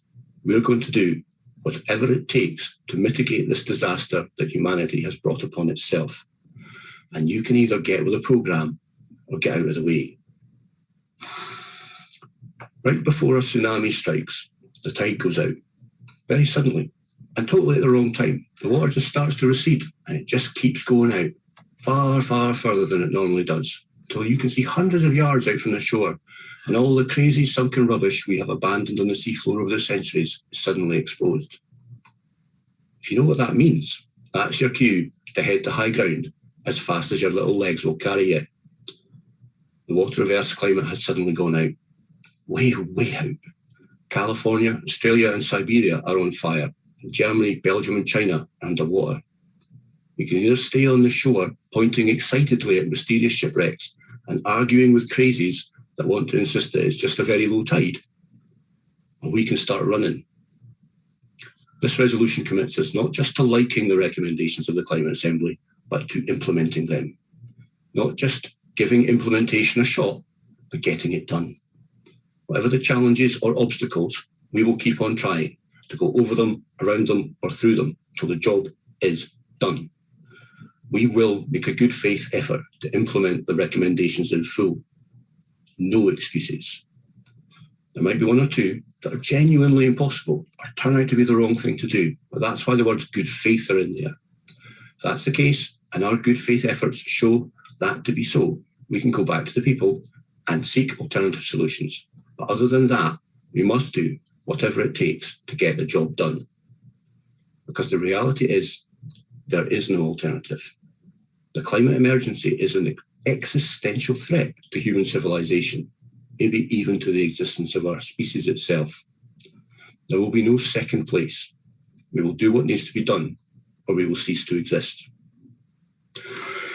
And if that all seems a bit doom and gloom, the upside is that countries that take the lead here will be the first to see the economic benefits. There is a huge amount to be gained from the necessary economic transformation that must pivot towards human well-being as our fundamental economic goal and away from the runaway chain reaction of unrestrained growth that is destroying our world.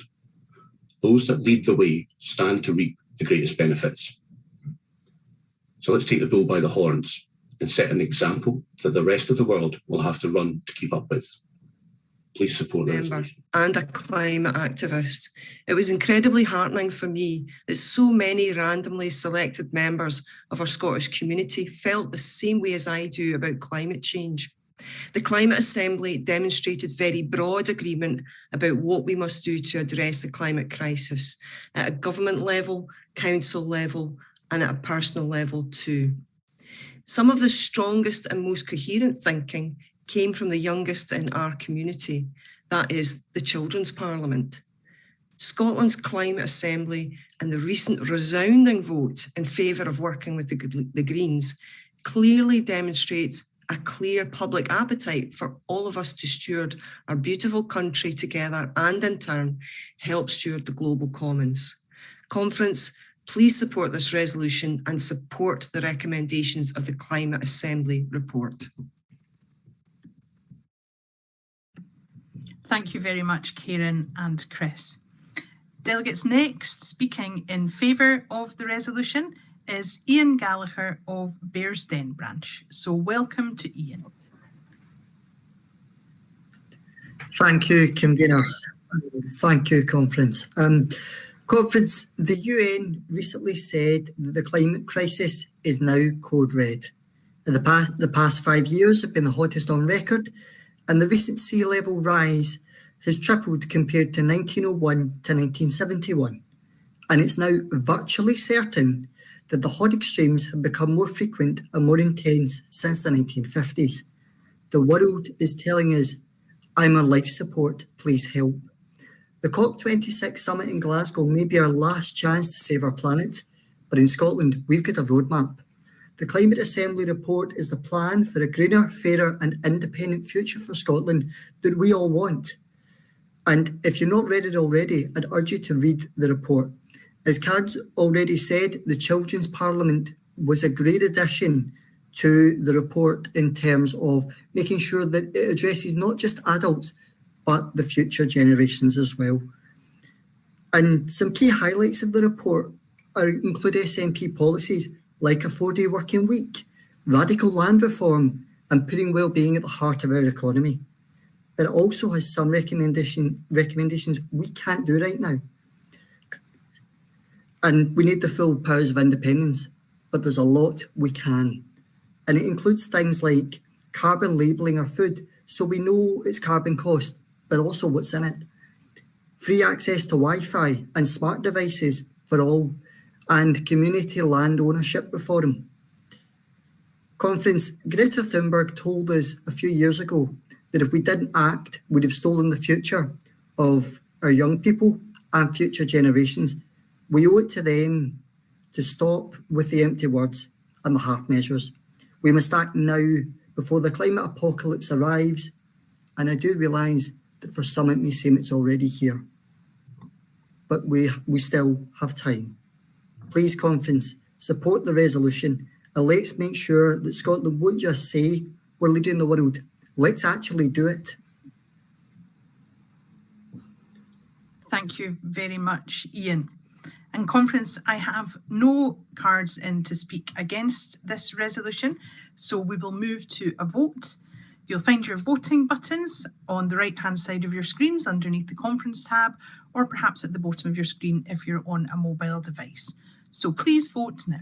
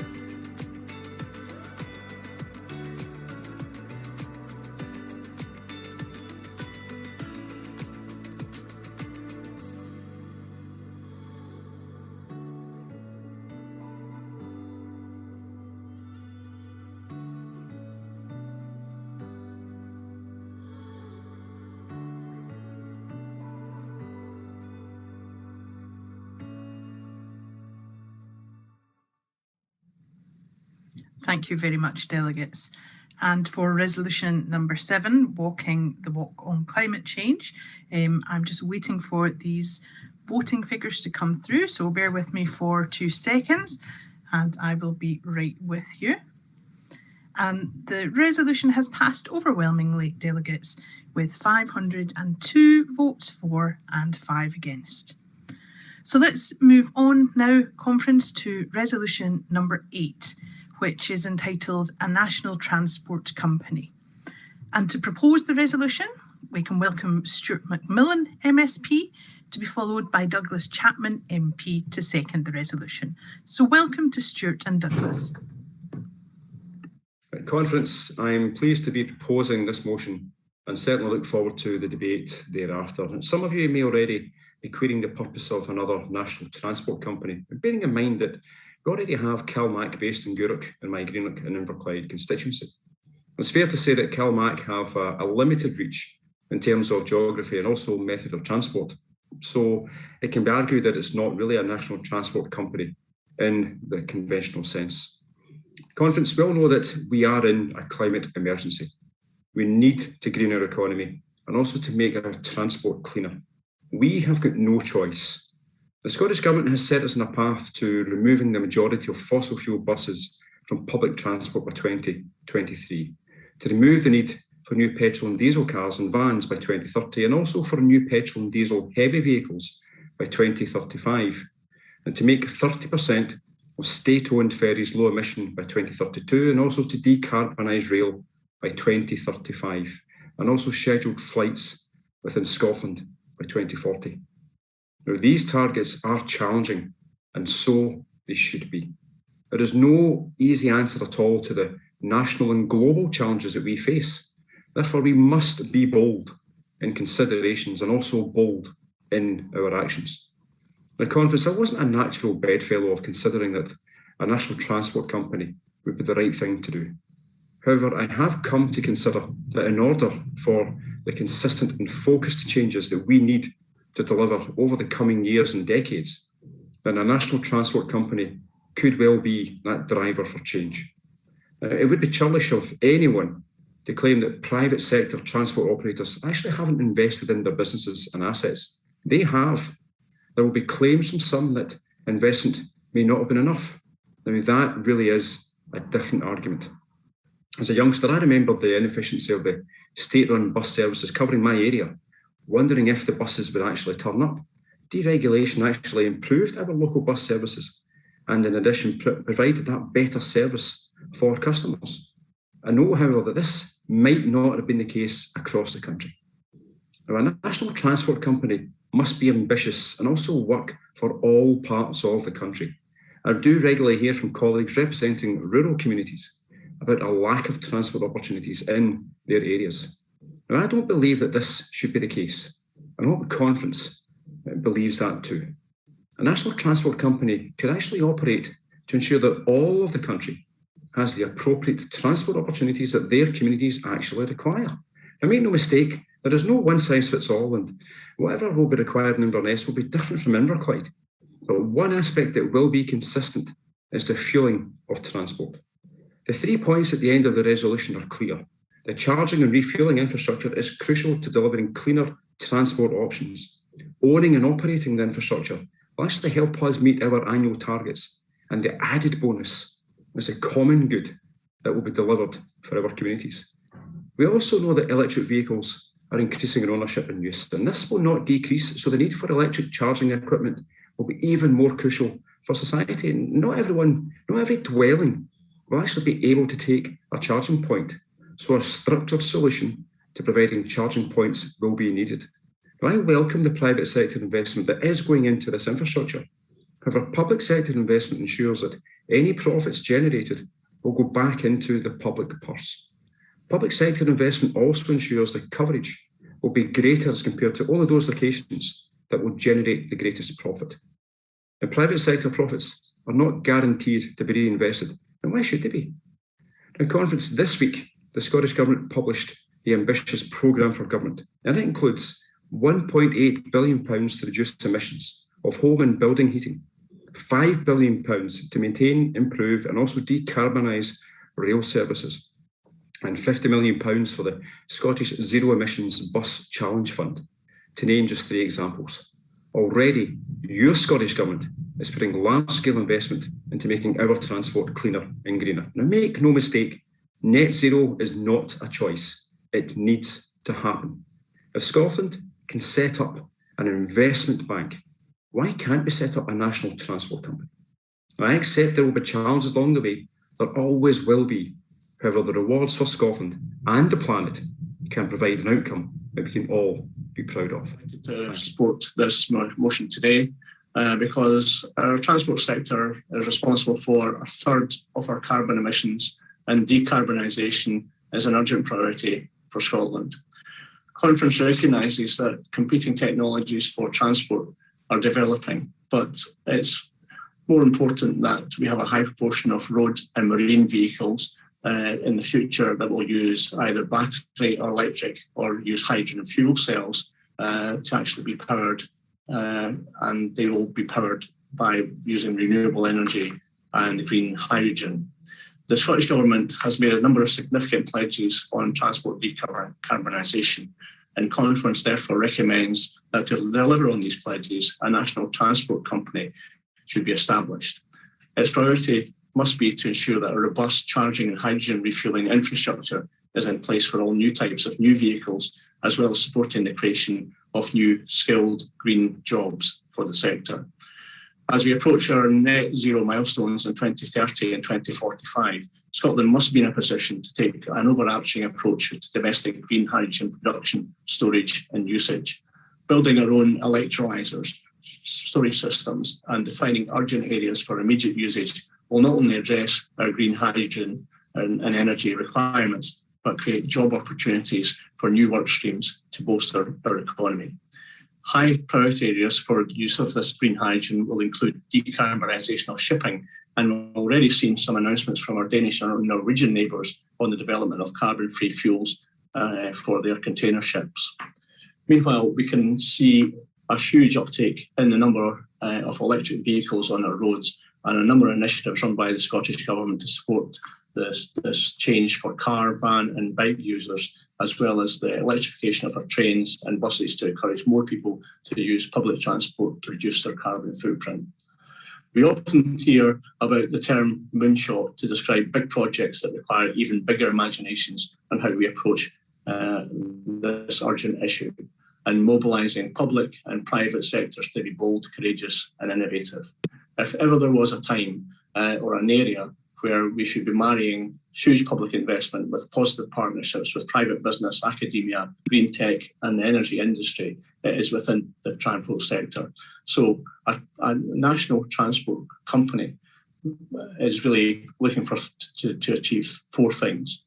Install the core charging and refuelling infrastructure on routes determined by Transport Scotland. 2, to meet an annual target for creation of such services. 3, to own and operate this infrastructure for the public good. And 4, to create the opportunity for new green jobs as we seek to decarbonise transport. This is a great opportunity for Scotland, and with every scientist telling us that climate change is just around the corner, then we should be embracing it fully. Thank you very much. Thank you very much, Douglas, and thank you, Stuart. Delegates, our next speaker speaking in favour of the resolution is Simon Jones of Dumfries East and Lochar branch. And Simon is a first-time speaker at conference. I think we may have him audio only, but welcome, Simon. Hi, conference. I'm very excited to be here, even if I'm having camera problems. You'll just have to imagine how excited and animated I am. I'm speaking in support of Resolution 8. In June, I became the owner of a new electric car. It's great, it's a lovely car, but charging it is a beast. I always have to phone the helpline and get them to start the chargers remotely, and they fail to start more often than not. The help desk team is great, and they eventually get me sorted, but it takes a lot of time. On a recent trip to Greenock, I had the sinking feeling that I would be stranded there and unable to get home. Now, currently, there are about 15,000 electric cars out of the 2.5 million cars in Scotland, a tiny amount. In 2030, new petrol or diesel cars and even many kinds of new hybrid cars will be banned in Scotland. This will cause a dramatic increase in the proportion of fully electric cars here, eventually hitting 100% once all the legacy cars stop running and all the petrol stations all close. And we're not ready. There's no way we can sustain help desk support, particularly the kind of help desk support I need, to millions of drivers. We may not have enough land to put all these chargers. We probably haven't accurately considered how many people can't plug their cars in at home because, like me, we don't have off-street parking.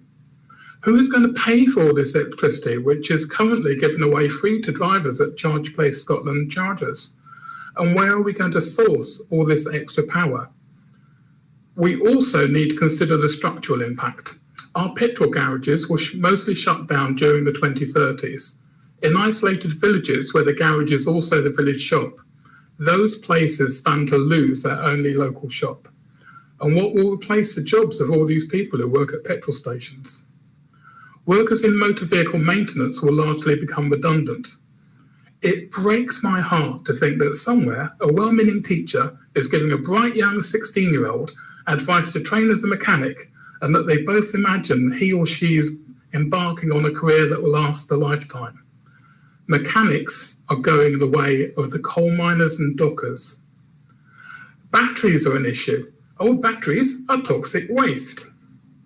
I haven't even addressed in my speech the complicated needs of the other transport sectors, our trains, buses, planes and boats, all of which are facing similar transformations with unique and complex problems that go far beyond the technical challenges. Conference, Scotland needs a national transport company because we can't just approach this major change by throwing some money at local authorities to install chargers and giving Charge Place Scotland some cash to run a bigger help desk. We must manage this transformation right. Thank you. Thank you very much, Simon. Our next speaker speaking for the resolution is Minister for Transport Graham Day, MSP. Welcome to Graham.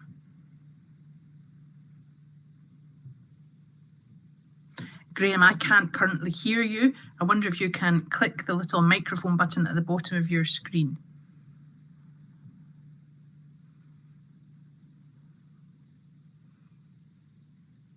I don't think that that's working yet. Do you want to give it another try?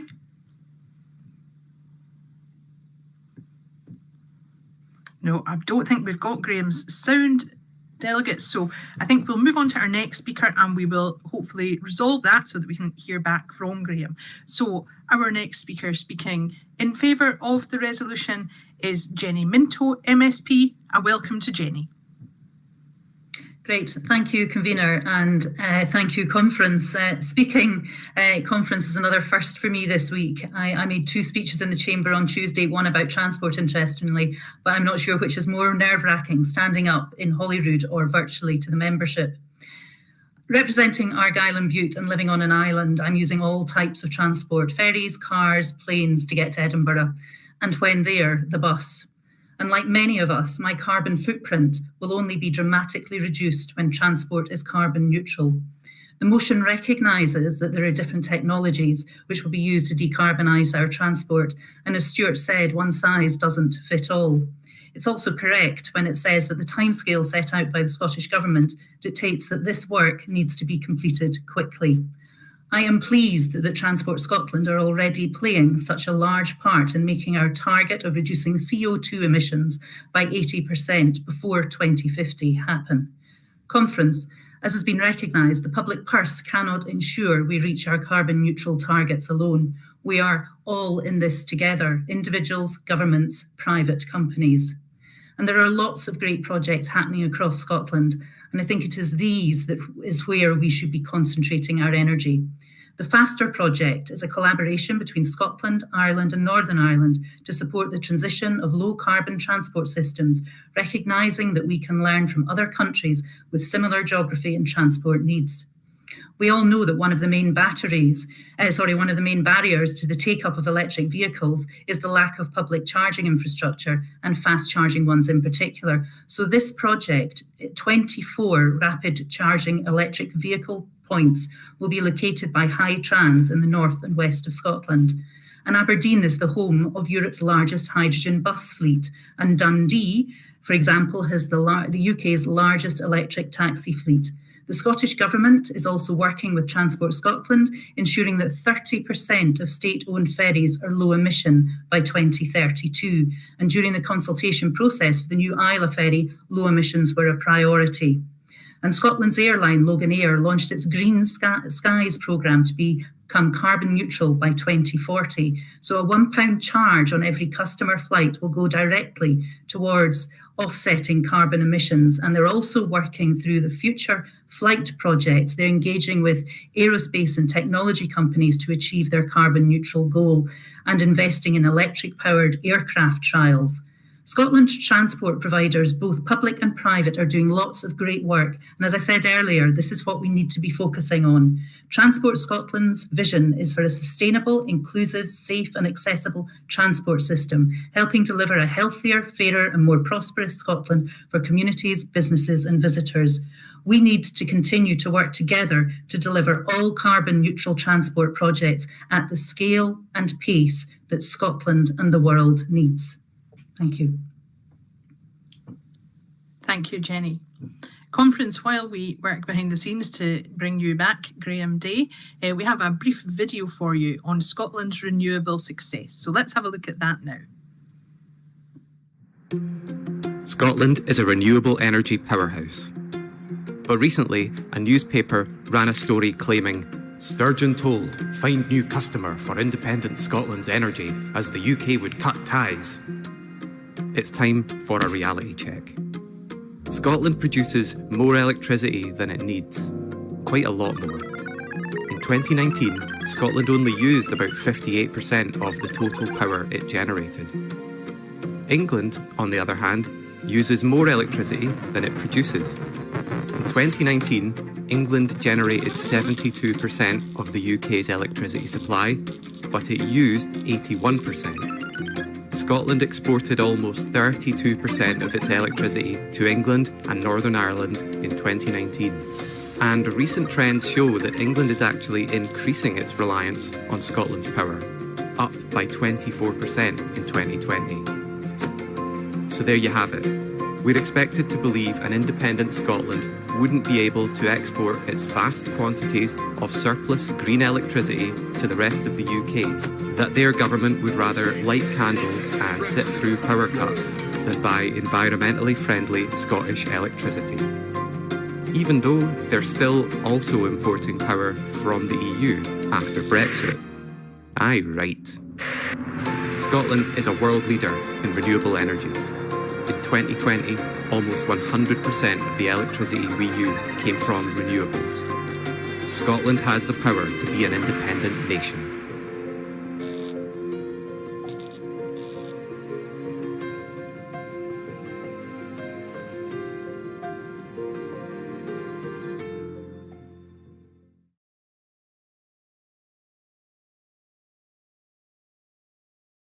Conference, we have no further speakers to speak in favour of the resolution, so we will go now to a vote. I'm sorry I wasn't able to bring you back, Graham Day.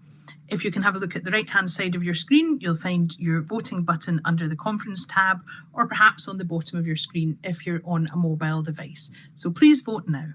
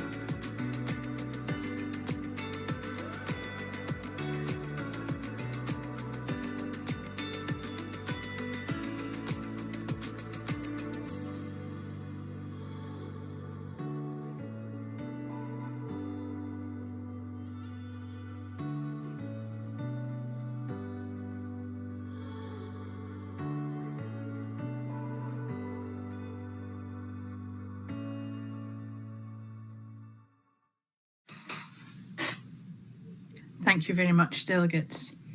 So for resolution number 8, entitled A National Transport Company, the resolution passes overwhelmingly by 492 votes to 20. So delegates, we will now move on to resolution number 9, which is entitled Sustainable Period Products. And this resolution will be proposed by Gayla Hanlon of Alloa Branch and seconded by Councillor Laura Murtagh. And Gayla is a first-time speaker at conference. Welcome, Gayla.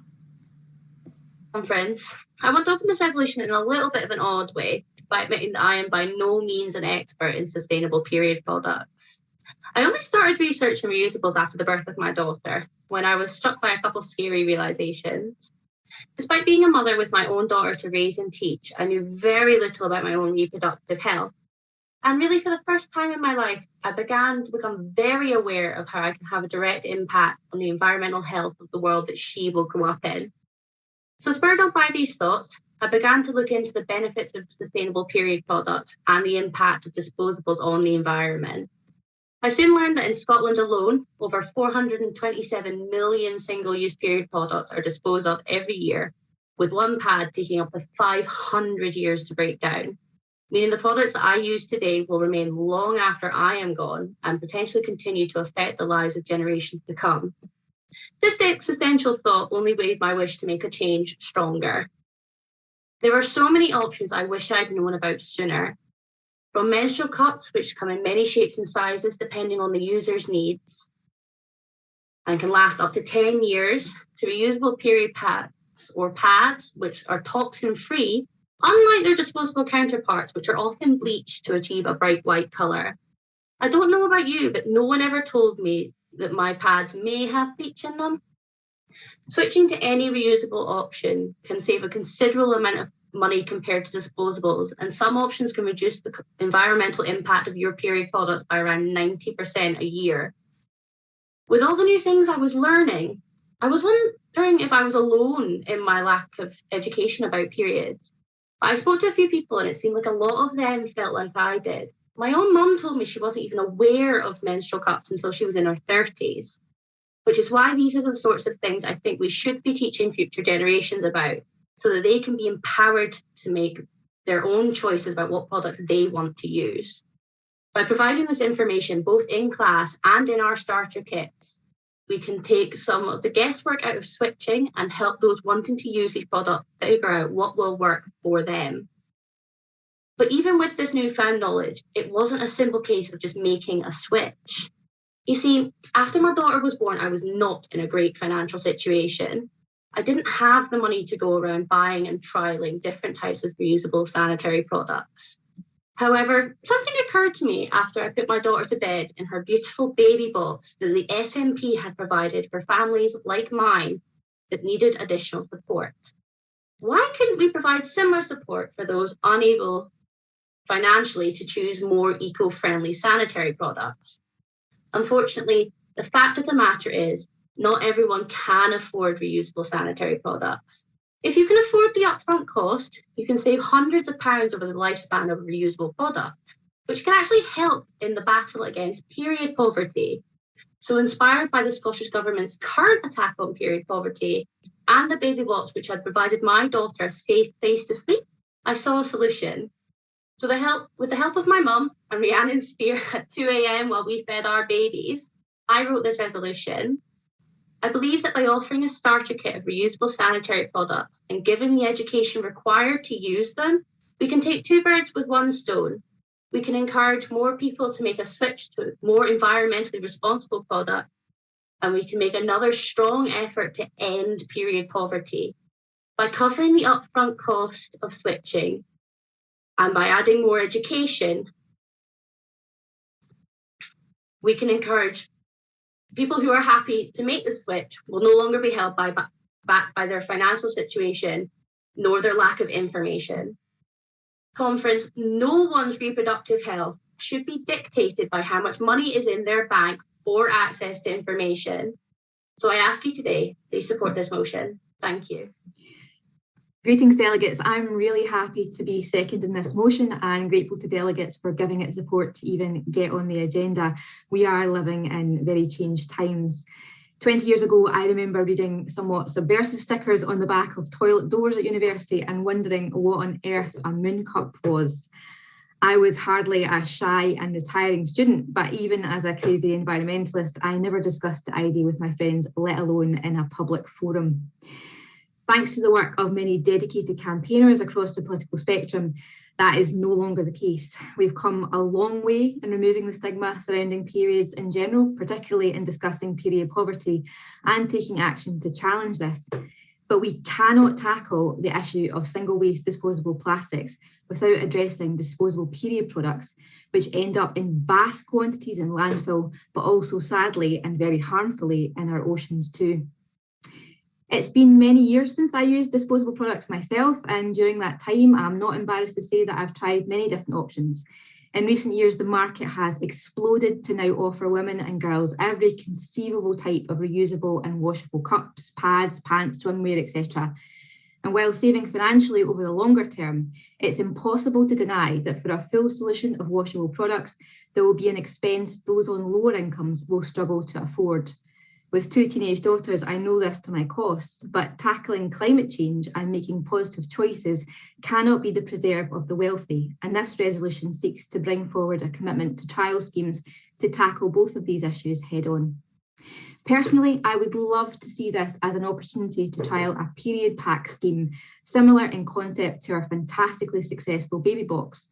Most of us will have made changes in our lives to make a positive contribution to the environment, be that recycling, driving an electric car, eating less meat, or whatever. But we know that change of any sort can be difficult. But when it involves uprooting routines that have worked for us for decades, will cost us more in the short term, and we perceive may take more effort than what we're used to. Reusable period products can be a difficult journey to convince someone to embark on. By introducing appropriate stage reusable period products from the beginning through a primary period pack, this would make a huge difference in allowing girls to see these as normal options, removing stigma and find the right solution for them. It may also help to influence their older female relatives and get them to try a more fuller range of reusable products. As a government, we have demonstrated our commitment to assist our citizens to access better environmental solutions through grants and loans, be that for electric vehicles, chargers, solar panels, etc. Given the issues of period poverty, it would now be a welcome to trial these schemes where women and girls can gain further assistance to obtain reusable products, which will be better for the environment, their long-term finances, and some studies suggest also their health. While some councils and third sector organisations will already supply menstrual cups and washable options, these are not widespread and more challenging to supply in public areas alongside the fantastic schemes our government has already funded to tackle period poverty. Please support this resolution to assist with designing and implementing further innovative solutions in eradicating period poverty whilst working towards our vital climate targets. Thank you. Thank you, Laura, and thank you to Gayla. Delegates, our next speaker speaking in favour of the resolution is Kirsty Jarvis, who is the Mid Scotland and Fife Regional NEC member. And just a reminder to speakers that they have 3 minutes allotted to them. So welcome to Kirsty. Thank you, convener. I'd firstly like to thank the writers of this resolution who have worked tirelessly to bring it towards us today. The aim of this scheme in this resolution is to lessen the environmental impacts on period products by giving people who need such products the option to try a more sustainable reusable product. Covering the upfront cost, switching to reusable products will prove to be cheaper in the long run, seeing individuals who choose to use reusable products and can see the government saving around £400 per person over a 10-year period. I'd like to address a point that has been raised throughout going around branches and when it was put through the YSI at our Mid Scotland and Fife AGM. There were some concerns about people having to take up this scheme. It is an opt-in scheme, so those who can't use such products for medical or preference reasons, they don't have to, and they still will be able to use alternatives as being introduced in Monica Lennon's period poverty bill. So I'd like to echo everything that has been said in the speakers before me, and I'd encourage everyone to support the resolution. Thank you. Thank you very much, Kirsty. And our next speaker speaking in favour of the resolution is Kat Carey of Edinburgh City Branch. Welcome to Kat. Hi, thanks for having me on. Periods are a normal, healthy part of life for roughly half the population. Many of us, most of us I'd imagine, learned about the mechanics and logistics of having a period from our mothers, our older sisters, or our grandmothers. And for those of us who have had that experience, we probably started using the same products that they did use. I don't know if I would have ever tried a moon cup myself if they weren't available for free and prominently displayed with a sign encouraging everyone to take what they need at the main library at Edinburgh Uni. And honestly, I tried it out because I wanted to be able to give my daughter advice based on my own experience using sustainable period products. Trying something new is much easier when it's free, available, and virtually risk-free. It's also important to remember that different types of products work for different people. That's why the move to biodegradable options for disposable products is a key part of this too.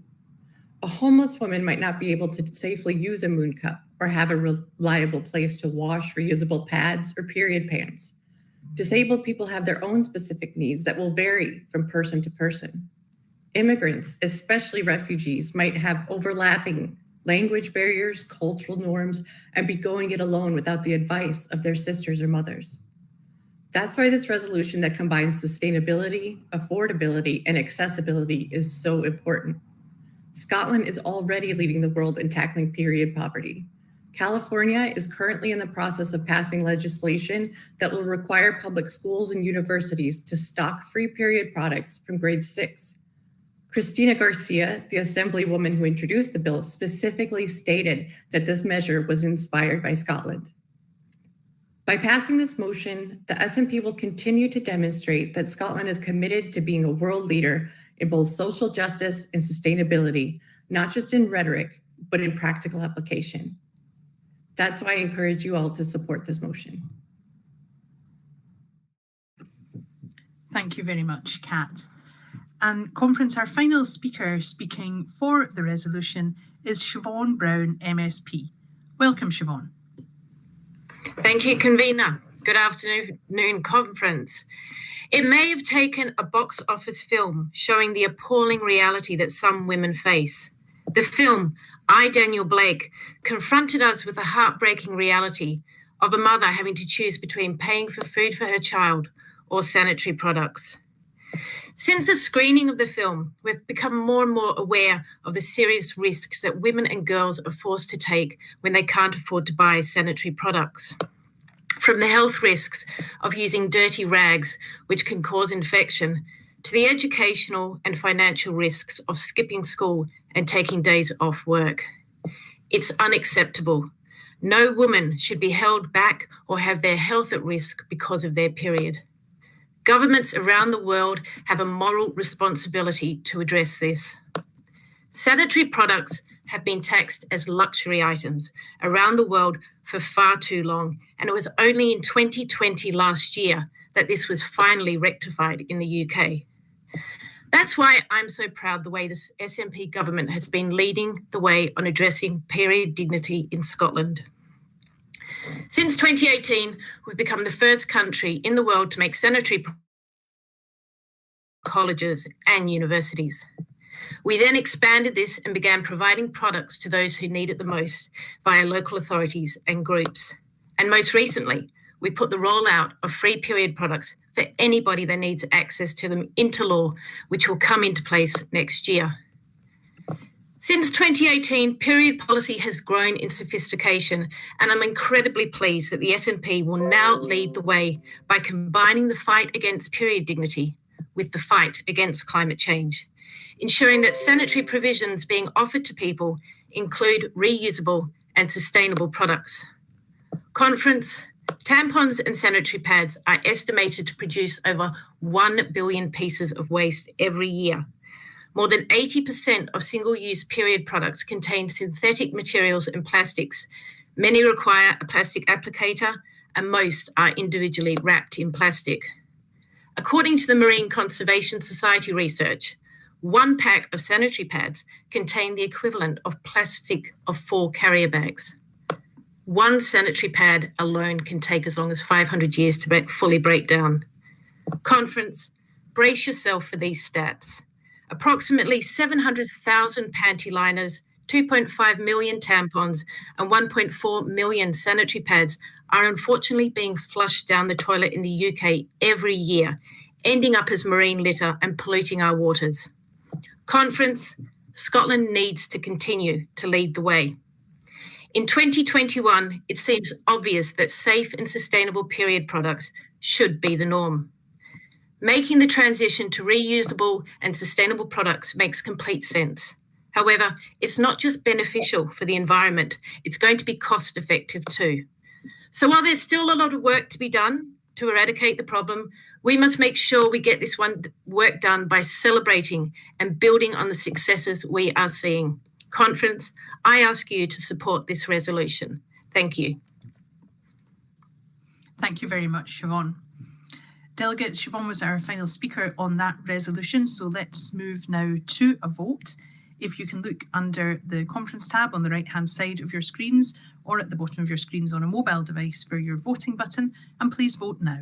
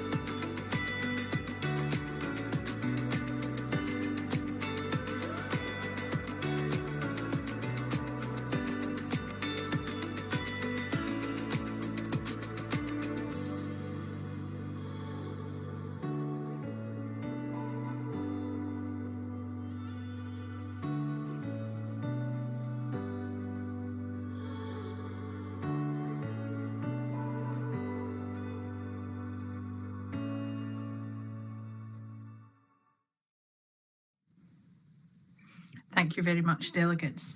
And for Resolution 9, Sustainable Period Products, the resolution passes overwhelmingly by 484 votes to 7. So conference, that's us at the conclusion of the open session part of this afternoon. We will now move into internal session for delegates only, commencing at 3:30 p.m. So I will see you all there shortly. And if I could just remind you all that there are exhibition stands, there is the fringe, and there's the bladder function, which you should all go and have a look at. So I will see you in internal session shortly.